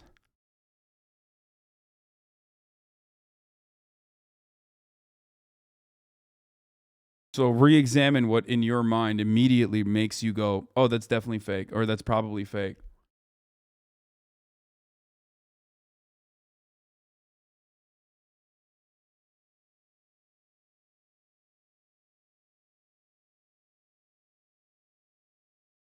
Anyway.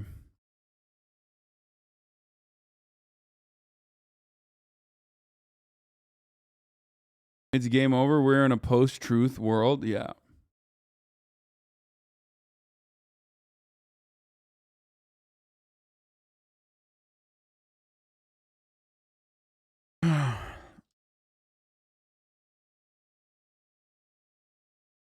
What you also fucking have to understand is that, like, a lot of the real things that are happening on the Ukrainian side are going to absolutely be posted by Russian operatives, okay? And Russian bot accounts that, like, popped out of nowhere and are blasting this information.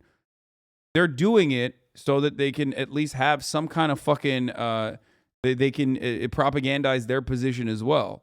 That doesn't change the reality that it's real, though. Do you understand? That's what's really frustrating is, like, when people fucking turn around and say, like, oh, well, this is fake. This is fake. That is fake. Or even if it's not fake, it's actually good that it happened.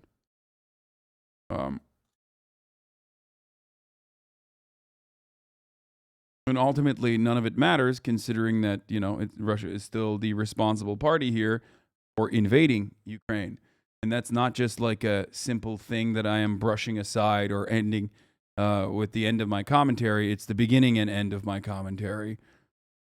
Russia is responsible. There was no blood on any of the prisoners except some apparent blood on the face, which had nothing to do with the leg. The Ukrainian soldiers were also not wearing patches, and the only one had a blue armband, which was not properly done and clearly done for the video. It was too tight and too heavily done to be regulation. Also, they're all speaking Russian.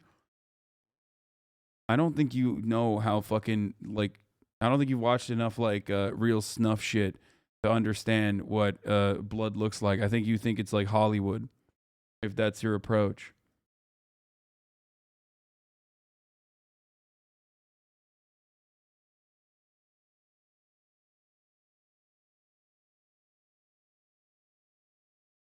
Also, Ukrainians do speak Russian, but hey, you know, that's not.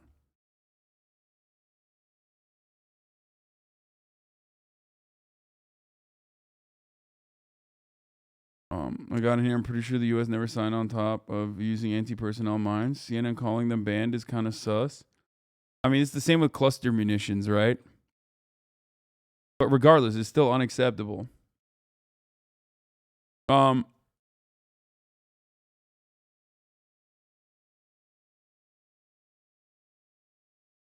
What the fuck does post-truth mean? I mean, it's just like biases heavily guide the way people approach subject matter rather than trying to figure out what the truth actually is.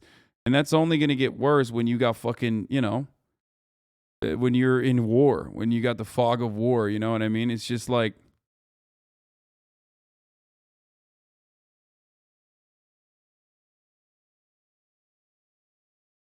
oh, yeah.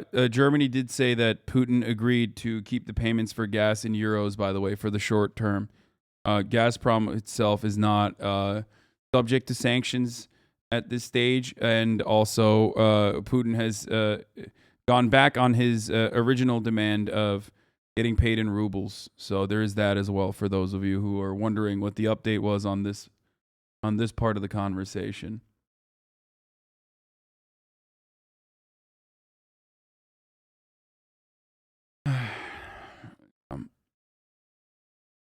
You can also use dollars or rubles at the top of the hour to avoid the 60-second ad break. You know, you can use whatever kind of currency you would like to use to avoid the top of the hour ad break by subscribing, $5, or for free with a Twitch Prime. If you have a Twitch Prime, by connecting your Amazon Prime account to your Twitch account, you get one free Prime subscription a month. Right? Or you can get gifted a sub if you're lucky, but not everyone is always lucky. Here's the 1 minute ad break now.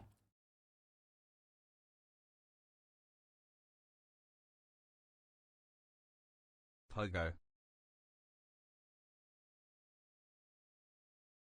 I'm only bringing up these points because I watched a video on this topic earlier and the evidence they presented was quite compelling. The video was submitted by operator Starsky on YouTube, who is a soldier doing daily updates. I mean, that kind of debunking seems a little weird, but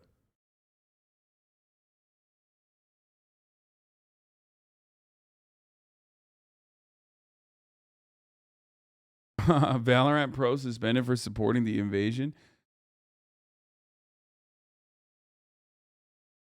Wait, what? What the fuck? Some Russians think we should all give up as fast as possible, right? Brave AFF. Well, this is your and yours government's biggest mistake. You don't know shit about Ukrainians. What? People in the West have achieved the collapse of the USSR. Now they want to collapse of the CIS and all. Ukraine is not in the CIS, and Ukraine succumbs to them from 2014. And Putin won't let that happen. Hey, okay, I'm not very competent in this. I'll be honest. I judge from my belfry. You need to give up as soon as possible. What? And Russia is squeezing out the territories of Ukraine. I hope this all ends as soon as possible. 8 years in a row, smile. And Russia, Ukraine, and Belarus will be a single whole because nobody wants it in the West. We won't be one. Necessary.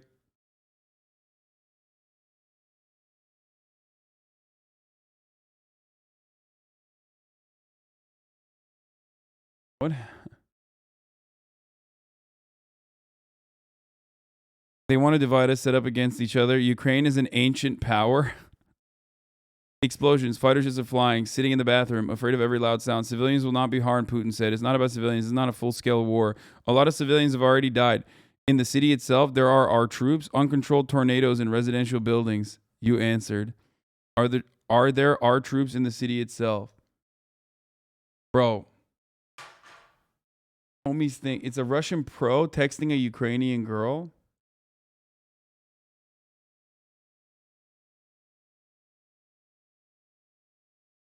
All weapons should be banned for war. What?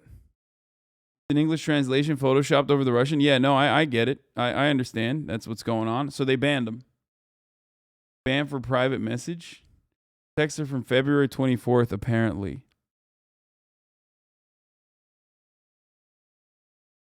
I mean, it's a wild thing to just like tell a fucking Ukrainian person that like, you know, your situation is actually fine. And that, you know,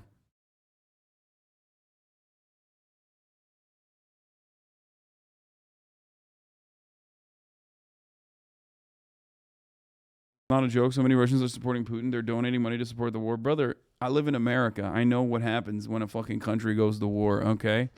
Let me tell you something. I live in America, motherfucker, okay? I know what happens when a country goes to war and they decide it's totally sick and totally tight. Okay? I know.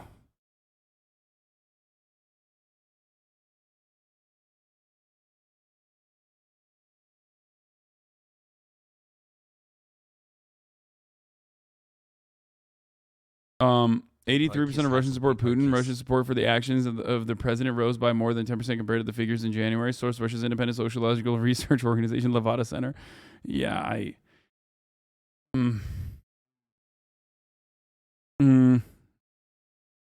Yeah, dude, 100% of Russians I heard supported. And also 97% voted for the Crimean annexation. I mean, at least when I talk about fucking annexation of Crimea and like what the people on the ground feel about that, I use Western polls, you know what I mean? Like I'm talking about fucking Gallup and shit, not like Russian polls or even the fucking the immediate voting that occurred during the annexation. Breaking. Demoralized Russian soldiers in Ukraine have accidentally shot down their own aircraft, sabotaged their own kit, and refused to carry out orders. Wait, what? Sir Jeremy Fleming, director of the UK spy agency, will reveal in a speech in Australia on Thursday. The British spy chief is set to use a rare public speech to say it increasingly looks like Russia's President Vladimir Putin has massively misjudged the situation in Ukraine. That's right. The spy minister, the top spy, the top bloke, Sir Jeremy Fleming. I am a British spy chief. Very good. Smashing. Dashing, dastardly.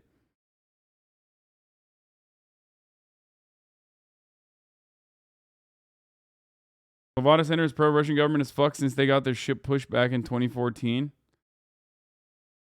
Bro, I mean, I don't know enough about the Levada Center, but what I do know is like fucking America's own polling institutions. It's like there are plenty of fucking polls you can point to in the United States of America even about like what's the pro-Trump one? What the fuck was it? The crazy one that was like, that would always show Trump winning. Always, like always. Rasmussen, yeah, exactly. Ask you about something. And look, President Trump, he still has rallies. He still says things. Some of them are out there, and we don't always give them oxygen. But he said something that I think we really do have to pay attention to. At this point in time, Russia is in the middle of an unprovoked war against Ukraine. So you're saying crazy Western polls are the ones you're referring to? Yes. Yes, because you have to recognize the fucking crazy Western polls have a bias. So if, even with that bias, the crazy Western polls are showing a different reality on the fucking ground, then yes, of course I'm referring to crazy Western polls to make a point. Even with those biases, if the Rasmussen poll, even with the biases, pro-Trump biases that it has, showed Trump losing by a fucking fat margin, you would be like, look at this Rasmussen poll. It's crazy. Do you not understand? And the former president said this. Why did the mayor of Moscow's wife give the Bidens, both of them, $3.5 million for them? That's a lot of money. She gave him $3.5 million. So now I would think Putin would know the answer to that. I think he should release it. I think we should know that answer. He's calling on Putin. Let's go! To release the dirt, which is something he's done before in the past. Right. At this point in time, John. Brianna, Donald Trump is mentally unwell in a way that makes him interested exclusively in what benefits him. Distinctions between true, false. How dare you? America's How dare friends, you say America's that about my enemies king? are irrelevant to Donald Trump. Russia has helped him financially and politically over the years, and he has aligned himself with Vladimir Putin. This is significant not just because he was president, but he's the leader of one of America's two political parties. He might be president again. And this is a moment of moral clarity. It's so funny that that guy, and not like exclusively, I mean, that man has already become president once because of those motherfuckers sitting right there, okay? Literally, like, partially because of CNN's involvement. Like, way more than fucking Russia's involvement, okay? Something that Jeff Zucker, who is now disgraced, former president of CNN, has openly admitted. And the best part about it is, I mean, not the best, but, you know, my fucking nihilist, like, broken-brained brain would consider this the best part of it, but he's going to be president again. He's going to win again. Madness. When Vladimir Putin is slaughtering thousands of people in Ukraine, for Republicans who do care about the difference between right, wrong, true, false. Who? Where? No such Republican exists. Reflect on whether this is the person they want to attach their party to. Yes, they do. Again, there like is a no lot. They evidence really do. Vice President Biden or President Biden has done anything wrong, but we know that Donald Trump has aligned himself for years with Vladimir Putin, and Vladimir Putin is the butcher in this war that's going on right now. Let me just add real quick. You know, the role of former President Trump and Rudy Giuliani and some of these people to try to make Hunter Biden a part of the 2020 election actually ended up hurting their efforts. If they really wanted an investigation of Hunter Biden, if they wanted Hunter Biden to go to prison, one of the worst things they did was to inject politics into this. For instance, Bill Barr, the former Attorney General, had to try to make sure the stuff that Rudy Giuliani was saying, he said he had all this evidence, he had to try to make it, send it to another U.S. Attorney's office to keep it out. But you also thought that Larry Elder would be the governor of LA as well, though? Wait, what? What?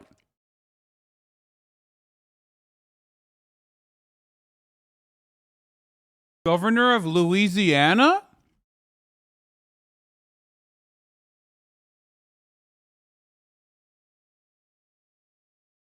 What? You mean governor of Los Angeles, which is not a state? Do you mean governor of California? Which also isn't even true?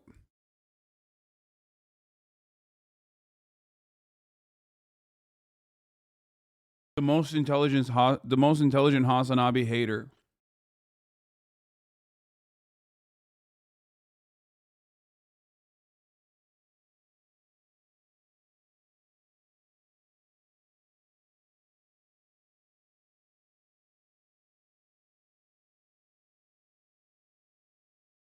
I'm not a hater though, big fan.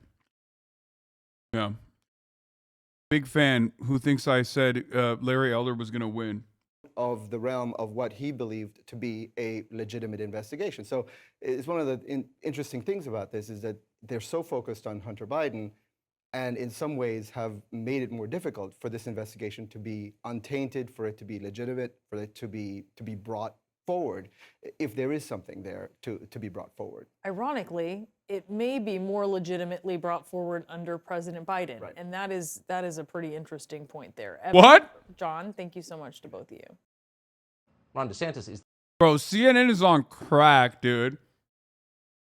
Yeah, totally. Biden would do a better investigation into Hunter Biden than another government. Like, come on. Okay, dude.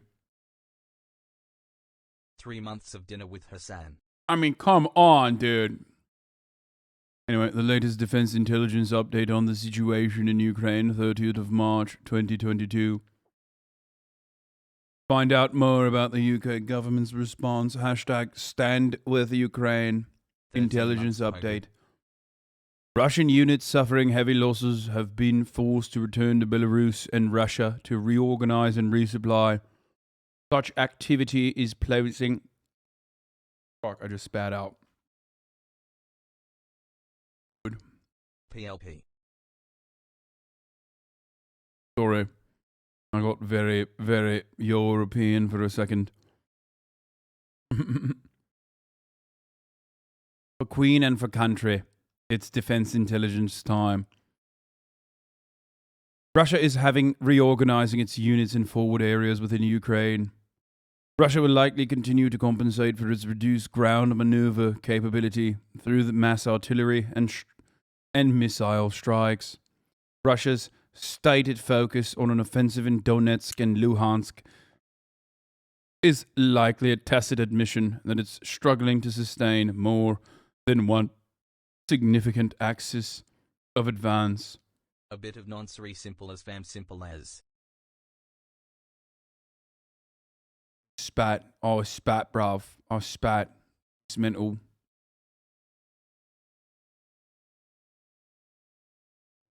Right. Rudimentary. Very nice.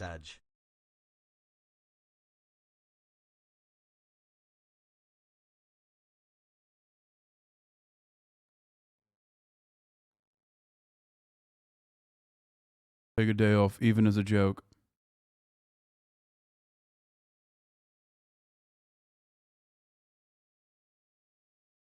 Okay.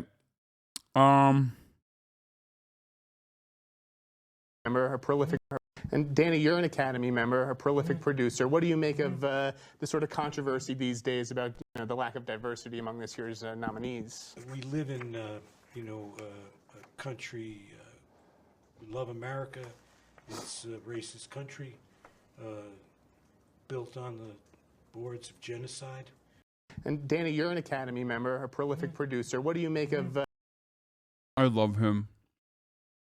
He's incredible. He's a legend.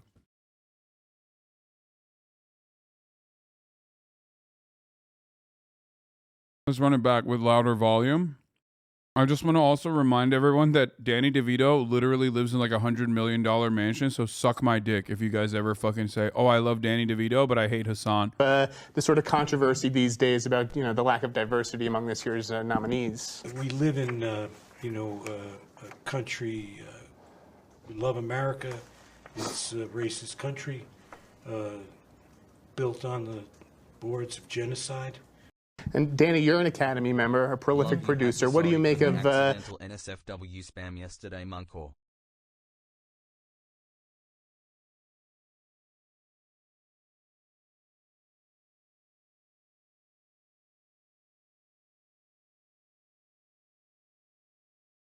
I have had it with this chat's provophobia bruv in it. I love Danny DeVito. Anyway, personification of a short king, yes. So this is actually really interesting, and this is something that I've heard a lot about, like the propaganda war in Ukraine and where Russia is in the Western world. When you look at only Western news, you're like, oh, Russia's getting his shit pushed in. Russia's getting his shit pushed in. Russia's getting his shit pushed in on the propaganda side, which is true. They don't even have an opportunity to do propaganda because they've been banned effectively from everything, right? Whereas their focus is not on the Western world, at least. And in the developing nations, they are fucking doing a boatload of propaganda, from what I understand. Specifically in Africa, in India, and also China. South Asian, Javanese, Urdu, Malaysian, Hindi, lower density of pro-Russian messages, generally with a sharp activation around March 2nd. Many multilingual accounts. Tamil, majority of posts are retweets, low density of Russia-related posts. Anti-BJP, Modi seems to activate on March 2 suddenly to share the hashtag. South African, Nigerian, Zulu English language amplified pro-Russian content in March, now mainly concentrated on fuel shortages in Nigeria. Indian English, similar content to Hindi cluster, but more English language, almost exclusively accounts located in India, activated March 2nd to share pro-Putin messaging, now largely sharing tweets about Kashmir. 10 months smile.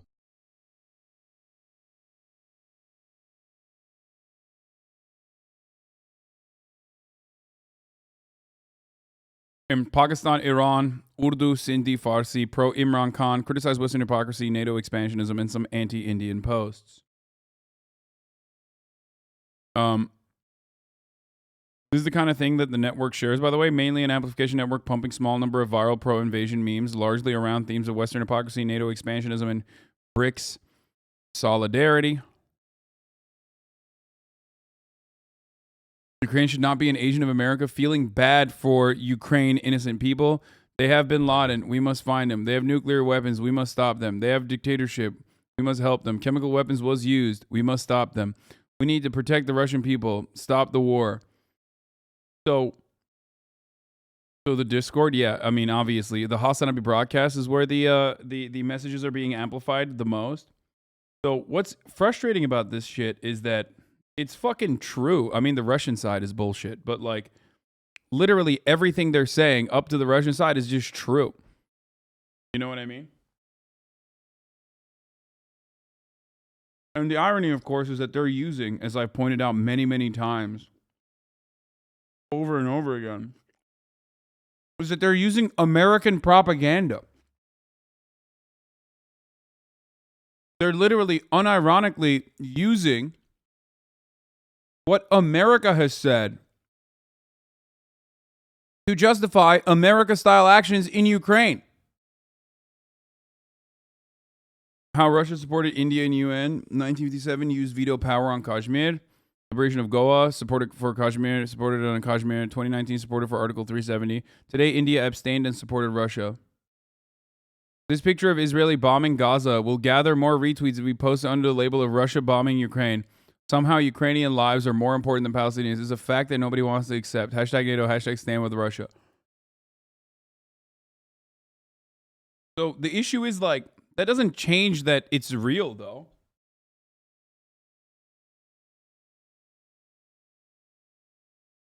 Like, that's still real.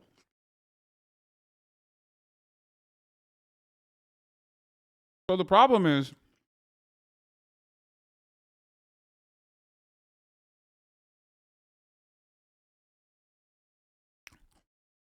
you only don't care if you just don't care about the victims in that war, but you care about the victims in Ukraine. You know what I mean?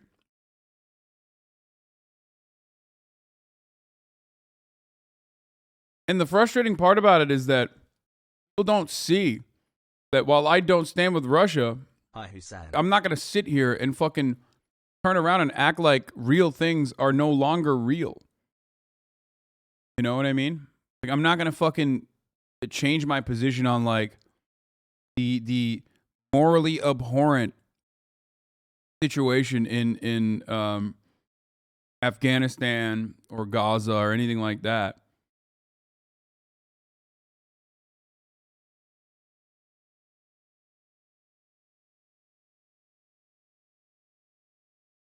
But yeah, no, they are bots. Of course they're bots. They use bots. We use bots too. What do you think SOS Cuba came from? You know? The plan included the 15-year... Oh, I mentioned this already, but the plan included a 15-year consultation period on the status of Crimea occupied by Russia since 2004. Peskov said it was impossible to discuss Crimea as it was part of Russia, and the Russian constitution precluded discussing the fate of any Russian region with anyone else. That was a legitimate artistic movement? Oh, SOS Cuba? Yeah. Yeah, totally. All right. Let's see what Bill Marr has to say. If there's one thing we've learned from the crisis in Ukraine, it's that everyone loves and the world still needs grown-ass men. Thank you. Guys. Brilliant. Look, you can go on about how masculinity is itself toxic, or you can be horny for Vladimir Zelensky, but you can't do both. If you haven't noticed, the internet these days is filled with posts like, what? Vladimir Zelensky's literally like not a masculine guy. Putin? More like Putin these What? nuts in your mouth. Bro. Vladimir Zelensky literally has like videos of him straight up dancing around. He's like comfortable with his sexuality to a degree that he's like able to fucking dance to all the single ladies looking like Beyonce. What the fuck do you mean?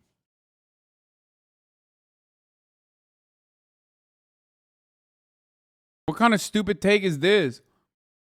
Also, why does he take the same position that like Chechens take in this? Like the Kadyrov unit is like, yes, we are not pussy gay like you Ukrainian dogs. Like, we are big masculine men, hard cocks, big beards. Like, why?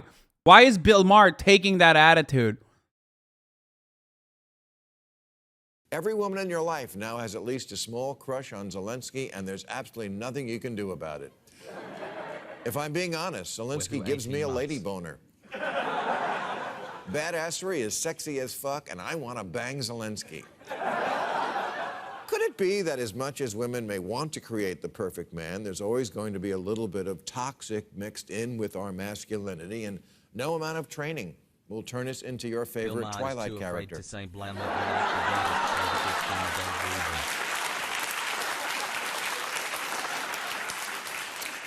Masculinity is like coffee. Even when you decaffeinate it, there's still a little caffeine in there. Now, there's certainly no denying that there has been a lot of toxicity associated with men throughout history, oceans of brutality, all of which is horrible, and some of which is why our species still exists on Earth.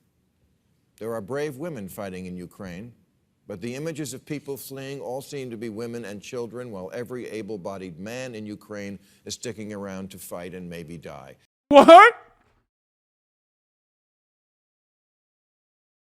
Bro, what is he doing? What is happening right now, dude? That's awesome. That's fucking sick, dude.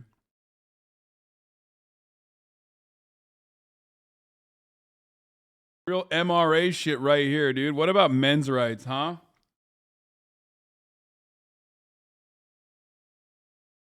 It's not always a great advantage being a man. And toxic though we may be, we do sometimes come in handy.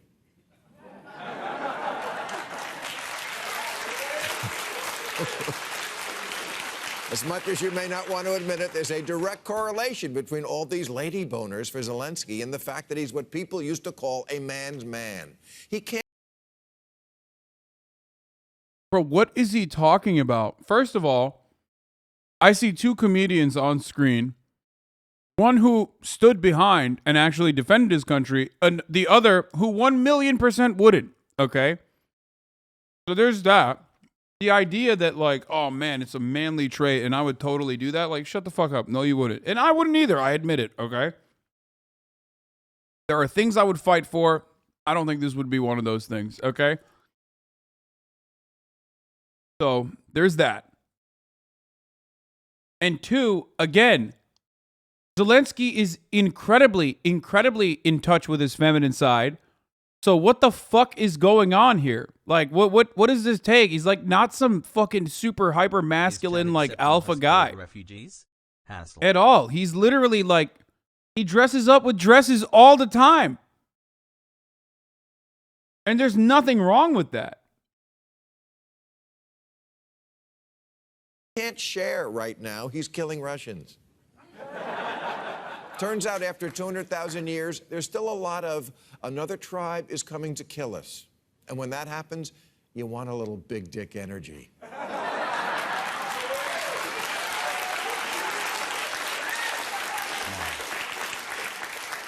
People magazine's search for sexiest man of 2022 is already over.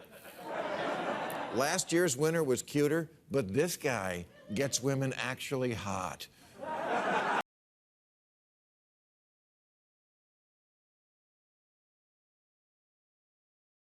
I think liberalism is a brain disease. Catch me in Mexico when we all get drafted. Literally, this is where we're at. Like, I mean, this is like, I don't know how else to describe it other than like, this is a serious, alarming brain disease, okay? Seriously alarming level of brain disease that I'm seeing from Bill Marr right now.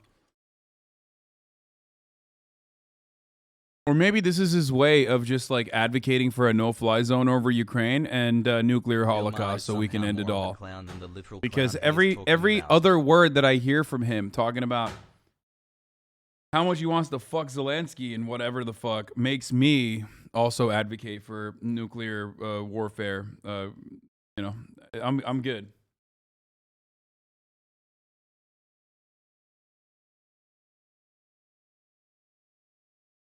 So maybe now would be a good time for relationship gurus to stop saying that women just want a man who will listen. Because Zelensky, he's not just listening, he's fixing the problem. This is something I've heard for years, that women just want a man who listens. Don't try to fix their problems. Put that to the test sometime. Go over to her house tomorrow and fix her radiator. I bet she loves it.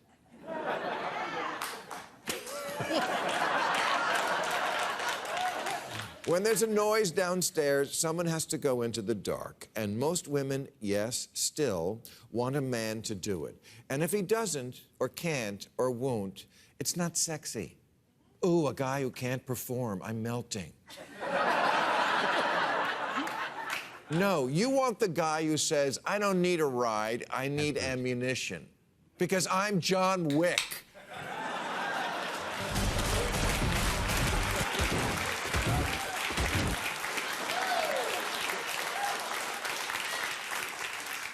Who you also want to fuck. And that's why we owe such a debt of gratitude to Zelensky. Forget making America great again. He's making America... I mean, this is no different than like, yo, straight up, this is no different than when conservatives like think they're John Wayne. You know what I mean? He is sexualizing a leader and like mythologizing his existence. And basically also making it seem like if I say this stuff about him, then like it's kind of like I'm like that guy. Well, but you're not that guy. You know what I mean? You're not that guy at all. America grind again. I'd say wives are calling out his name during sex, but they aren't because wives aren't having sex, or husbands, or singles. Researchers have found that Americans across the board are at a 30-year low for sex. Half of Americans don't even have it once a month. 44% of adolescent males say they don't even masturbate. Males? What, are they afraid to touch their own dicks because a gym sock can't give consent?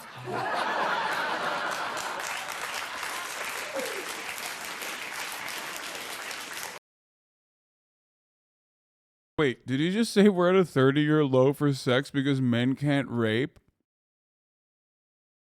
Like by making a joke about consent, tying it back to like as though consent is the reason why it's so low.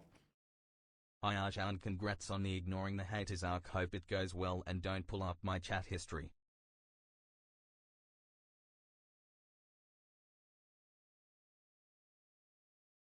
Bro, maybe we're at a 30-year low for sex because, like,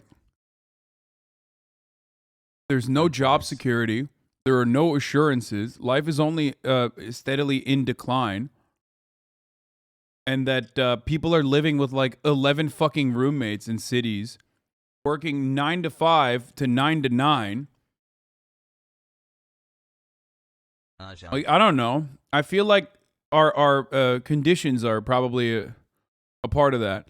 Now, I say are, except for me, it's because I'm fucking brain damaged and literally can't stop streaming. But for the average person, I'm saying.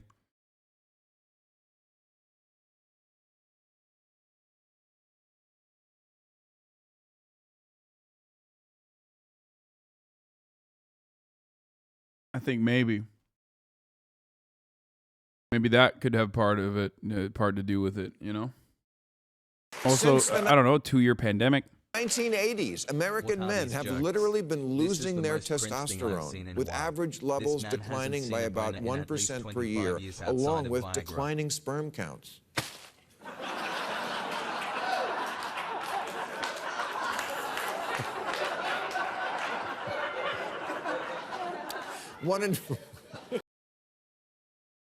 Okay. When conservatives bring this stuff up, and Bill Marr is a conservative, what do they think is the reason? Do they think it's because, like, you know, gay people in media or something? Like, what?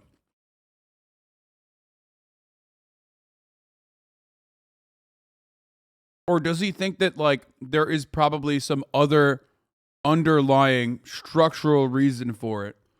And no, it's not soy milk. Maybe it has something to do with, like, literally the chemicals that we allow in our food, in our feed, for our cattle, the microplastics. Like, that could have a fucking factor. Even though, I don't even know if that's the case.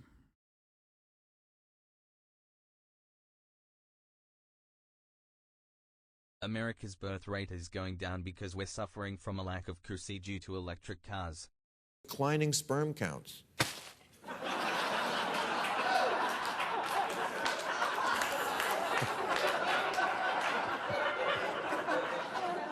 One in 4 American adults have not had any sex in the past year, and you thought California was in a drought.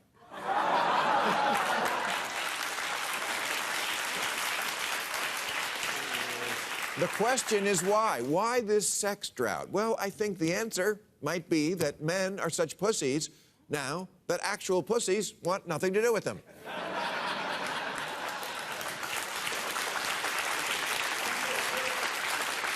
It's the result of having it drilled into us in recent years that masculinity is itself toxic and scary and unevolved, and women don't like it. And the ones who think they do, they really don't. And if you think you do, you're wrong too. What do you know about you? I think you're probably committing a microaggression against yourself right now. You owe you an apology.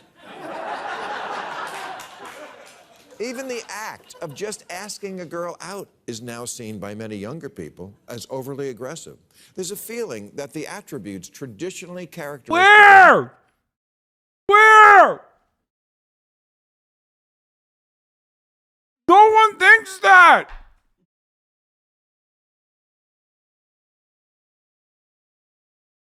Who is saying that? Why are they living in a world where they just, like, make shit up?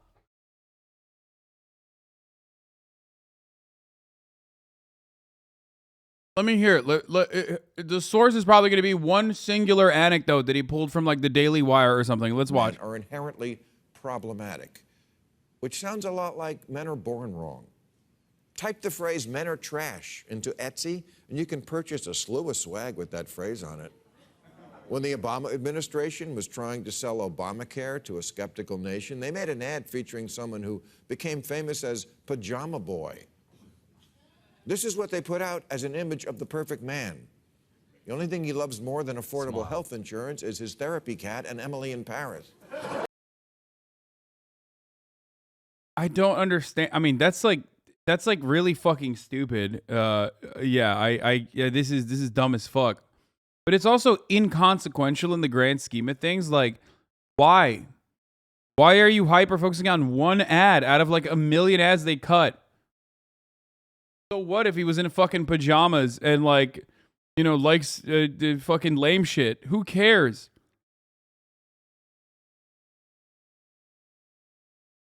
Bill Marr, do you think you're the perfect man in your mind? Or do you think, much like how Ben Shapiro argues about having like rigid gender norms, okay, that are directly tied to your sex and sexuality, you just don't fit any of those things, so you think maybe advocating for said rigid norms will make it seem like you're more abiding by said rigid norms? Maybe. I mean, this is just straight men's right activist shit, dude.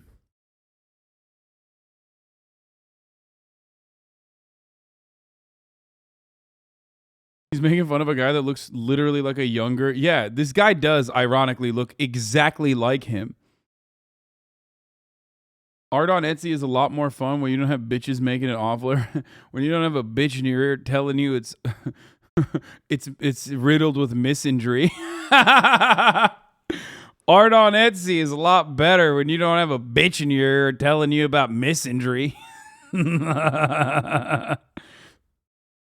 Oh, it's so fucking annoying, dude. Yo.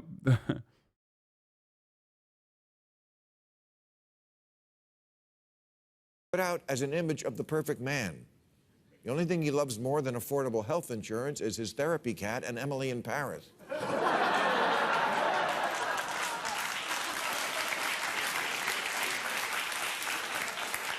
That ad might as well say, ask your doctor if chemical castration is right for you.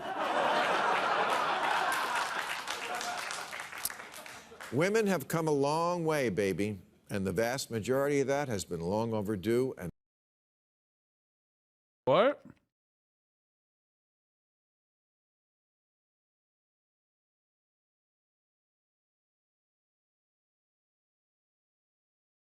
That's like Tucker Carlson. This is literally a Tucker Carlson cut. I need you to calm down. And very, very I estimate positive. That you do a total Fellas, of 20 is minutes it of gay to text wear and 5 pajamas, by the hours, way? 40 minutes of yelling at chat every stream. I'm just saying, like, is it, fellas, is it gay to wear pajamas? You know what I mean? You wear fancy fabrics around your body. I mean, that's pretty gay to me, dude. That's pretty gay to me, brother. Some of them have a butt flap. Oh, that's right. Fellas, is it gay to be cozy? Real men. I wear a burlap sack, and it stabs my body everywhere I go. But maybe in this one way, you're a victim of your own success. You can win the battle and lose the war if you harangue men into becoming less like us and more like you, and end up with someone you have absolutely no desire to fuck. It's not gay to wear pajamas. I love my Victoria's Secret lace. And that's not good for either of the 71 genders we now have. Maybe what we need these days is more sex and less gender. Women aren't attracted to these girly men they've created. The guy you whipped into total sensitivity isn't sexy to you anymore. There's a special place in a woman's heart for a man who learns to suppress his masculinity. Yeah, totally. That's why, like, nobody loves Timothy Chalamet. I don't want to go out with women because I can't kiss them like I can the homies at HasanAbi. Bro, I wish women were more into, like, big bearded dudes instead of people like Timothy Chalamet, but I'm not going to sit here and fucking cry about it. Okay? What are you going to do? You know, you just pick and choose your battles, okay? And not only that, but also Timothy Chalamet has a lot of masculine qualities as well, regardless of not being fucking burly. You know what I mean? Timmy is a toothpick.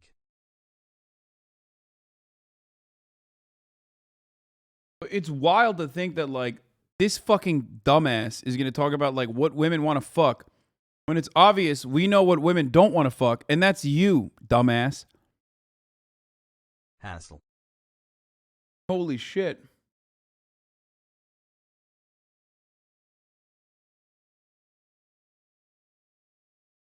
It's so weird that he's just like, oh, women want to fuck. Women don't like, feminine traits in men.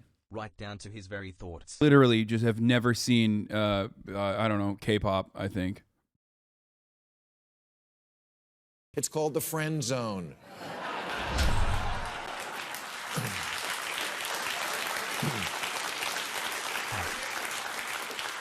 And men, this is ultimately on you.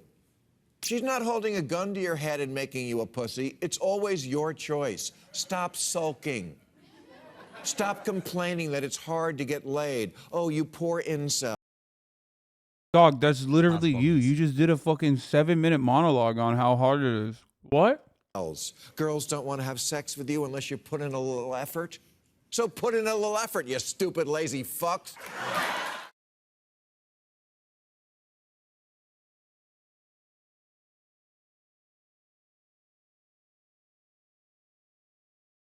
That was awesome.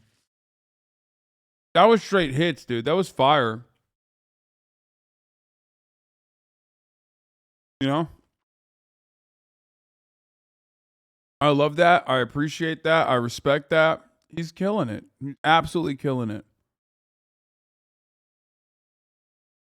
Destroying it, dude. He's got so many good takes. Oh, here's some Russia. Are starting to feel this. Here's some of the impacts that everyday Russians are feeling on the international sanctions from a war that some don't support. It's hard to know exactly how many support it and how many don't. But now even the most basic groceries are hard to come by in that country. And that is something that everyone is noticing. Anna Stewart has that story. Candace Owens on the Will Smith slap. I don't want to watch that, but I do want to watch Steven Crowder did a Change My Mind and got fucking owned apparently again. People are fighting for sugar. The words of the woman filming this video in a Moscow supermarket. The shop worker asking people to stay calm and to stop fighting. In another video posted to Telegram, you can hear shouting as sugar just arrived doesn't even make it onto the shelf before shoppers grab it. Inflation has hit more than 14% in Russia, and economist Anders Asland expects it to reach 50% by the end of the year. When the sanctions hit, everybody wanted to cash their rubles from the bank accounts as fast as possible, and then either get hard currency or buy goods before the prices had increased. According to official government statistics in Russia, certain goods have seen huge price increases. Compared to last year, sugar is 37% more expensive. The prices for bananas and tomatoes are up by around 50%, and rises, albeit smaller, across a whole range of household staples. What you see here, empty shelves, is largely the result of panic buying, and some supermarkets have placed limits on how much customers can buy of certain products, like buckwheat, rice, diapers, and chicken. There's also the very real risk that some products may become harder to get. Many retailers have closed their doors as Western companies exit a country waging an illegal war. The world's biggest shipping companies will no. I'm sorry. I love when they say illegal war. I can't help it. I know there's a distinction, I guess, but like it's such a funny. They just mean like a non-Western, okay? That's what they mean.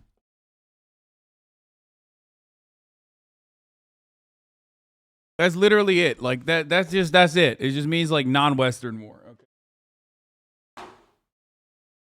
Non-Western or Western aligned. Like all war is fucked up, dude. Like all of it. It's so fucking stupid. Anyway, I just... No longer carry non-essential cargo, and Western countries have also banned selling certain components to Russia. So probably about half of Russia's foreign trade has ceased. Fellow And this frat boy means socialist that here. Thanks for companies being a can't great get role model parts. and being someone I It's not relate even to a ton. non-American because America doesn't consider like Saudi Arabia's war to be illegal because Saudi Arabia is doing it with American guns and American weapons against... I mean, they're just... Like I said, it's only illegal if it's against the interests of Americans. That's it. And the Russian economy is basically integrated with the world economy. My guess is that the whole automotive industry will just come to a stop very soon, because that's an area where you have many of those parts are imported. A new car is already 20% more expensive compared to a year ago. The ruble has crashed in value, making imports more expensive, and sanctions have been in place for little over a month. How long can Russia afford to continue on in this vein?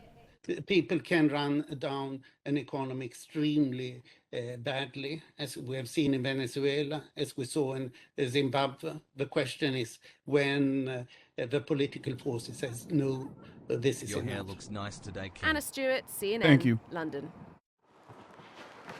Well, the head of the UN's food aid program says the war in Ukraine could fuel a food crisis impacting 125 million people globally. David Beasley says half of the grain purchased by the World Food Program comes from right here in Ukraine, and that the war is disrupting growers' efforts to produce crops. Earlier, I spoke with members of the agricultural community here in Ukraine about their view of the crisis. Take a look. On this farm in western Ukraine, and many like it across this country, the future of food security for hundreds of millions of people around the world is being determined. 1/3 of the world's most fertile soil is in Ukraine, according to the UN. So what doesn't grow here, or what this country is unable to export because of the war, local officials tell me will cause ripple effects around the globe. The repercussions of the war in Ukraine began to impact everything, Volodymyr Romaniak tells me, including all agricultural operations inside and outside the country, including the sowing season. Western Ukraine, where this farm is located, accounts for a relatively small portion of total wheat and corn farmland. The most productive farms lie in the hottest conflict areas of the country, like Izium in eastern Ukraine.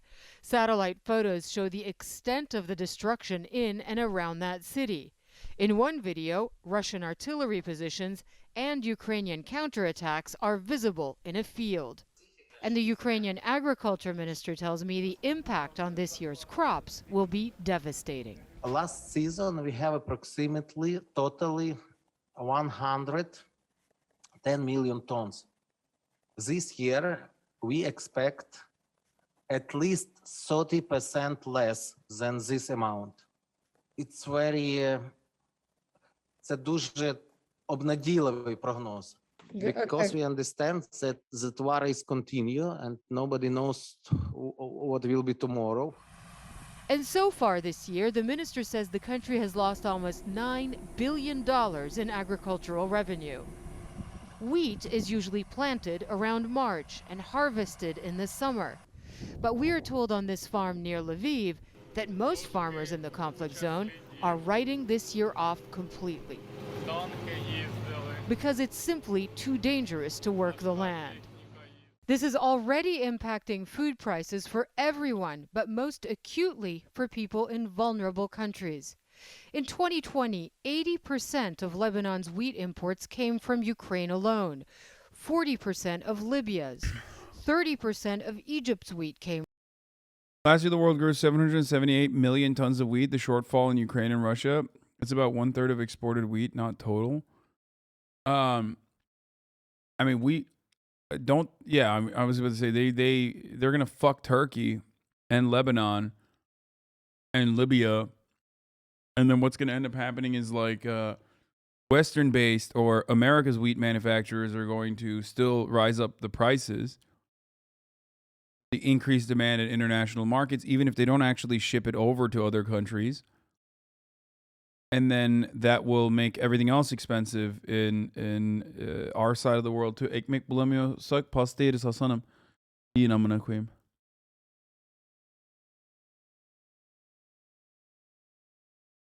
From Ukraine last year, and now bakery prices there are jumping as high as 25%. On top of climate change and rising inequality, the Russian invasion will deepen poverty and increase instability thousands of miles from where missiles and shells are causing devastation. Back on the farm outside Lviv, we meet Pavlo Kovalchuk, who manages the fields and the other crops there. More wheat stats. My personal favorite misleading wheat stat is Ukraine and Russia grow 25% of world's wheat exports. Why is it misleading? It's technically true, but doesn't mean what people think. Missing wheat from the war is actually less than 1% of global wheat crop. When the headline is 25% of the world wheat exports missing, that naturally leads people to think, oh my God, we suddenly have to come up with 25% more wheat in the world out of nowhere. Nope. Only 0.9%. Let's talk about where that 25% figure comes from and why it misleads. Black Sea wheat was 25% of exports wheat shipped internationally. Most of the world's wheat is eaten by a country that grew it.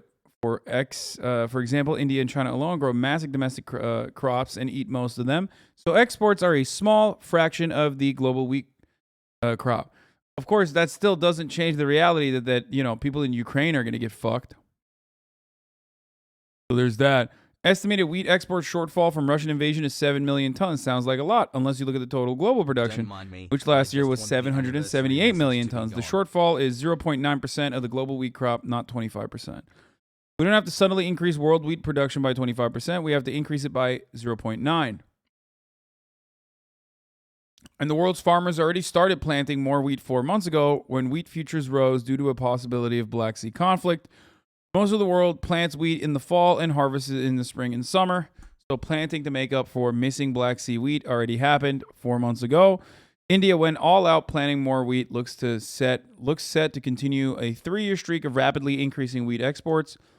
The U.S. planted 4 million more tons more wheat seeds last fall than usual. Australia, Canada, Argentina, South America, and even Brazil is getting in on it. Again, 25% of exports framing makes it sound like we had to replace 1/4 of the world's wheat market. Reality is that we have at least a dozen countries in thousands of square miles zooming in to replace a whopping 0.9% of global crop shortfall. I think we're going to make it, guys. Again, specific places are facing extremely real wheat supply problems. Many usually sourced from Ukraine. Switching supply chains to India and other sources takes extra time. And if they're further away from India and Ukraine, it takes longer to supplies to get there. These places are facing is a shipping shortage, not a lack of enough wheat in the world. Their food supply chains problems are still dangerous. A local shipping-induced shortage can last a week, can kill you.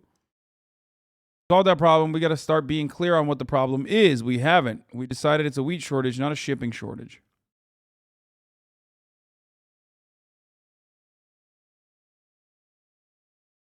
For what it's worth, anytime you see a shocking data point bouncing around in the news, it got there because one person actually looked at the data one time, but there's no guarantee OP actually knew what it means. And these folks keep repeating it, definitely don't know.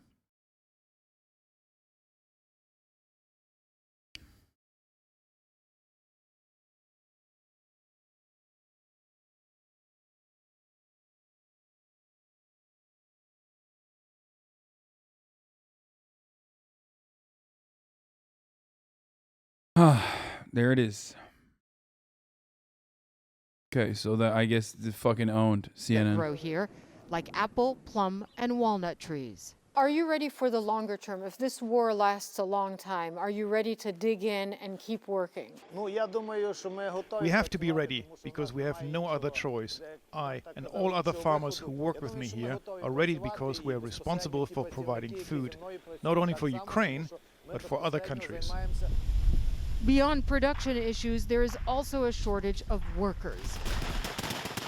Some have joined the fight against the Russian army. Others have moved to safer areas or left the country altogether. A sector that employs hundreds of thousands in Ukraine, hollowing out as the war grinds on. Ukraine is known as the breadbasket of Europe. And so a war on this country is also an attack on all those who depend on it for food. More so the breadbasket of Mena. Seems. My guy over here admitting the mortgage fraud. I love this. Let's take a look at what this is about. Dude, I love TikTok investors. They're so brilliant. Average setup. It's not anything fancy, but it's the location. If you take 700 times 30 days, that's $21,000 a month. This house probably goes for between $700 to $750,000. So when you go get a loan with a bank to buy a second home, don't tell them that it's going to be a rental, because if you tell them it's a rental, you have to put 20 to 25% down. So what you do is you tell them that this is your secondary vacation house, so you only require to put 10% down. The average income in... Wait, what? Isn't that a crime? What the fuck?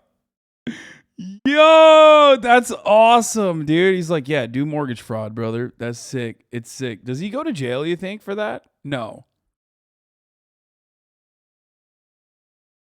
In America, it's around $54,000 a year. And just by renting this house out for 3 months out of the year, you make $63,000. So, boom! It's one Airbnb to retire. So I pay... Old.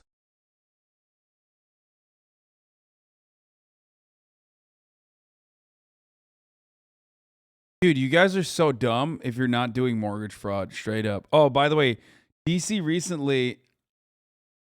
What comedians after the... All right, guys. Well, now I got to do my quick scan of the crowd to make sure Will Smith isn't here, right? Because he can never be too careful, right? Don't want to get hit by anybody. This guy gets it. Where'd you get that shirt, huh? The bad shirt store, right? It's good. Oh, I thought you were clearly...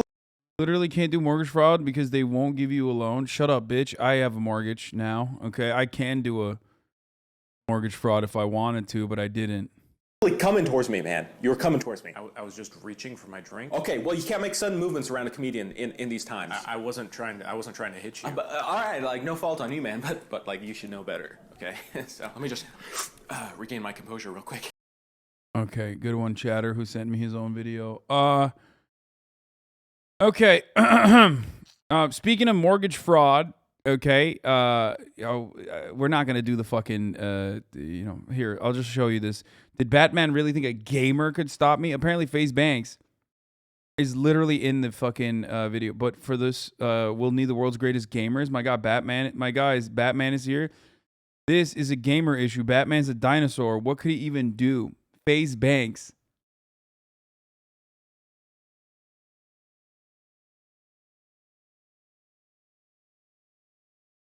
That's fucking awesome. FaZe Batman. It's awesome. It's fucking awesome, dude. It's great. Batman's villain? Children with credit cards that are ready to fucking buy cryptocurrency on the internet.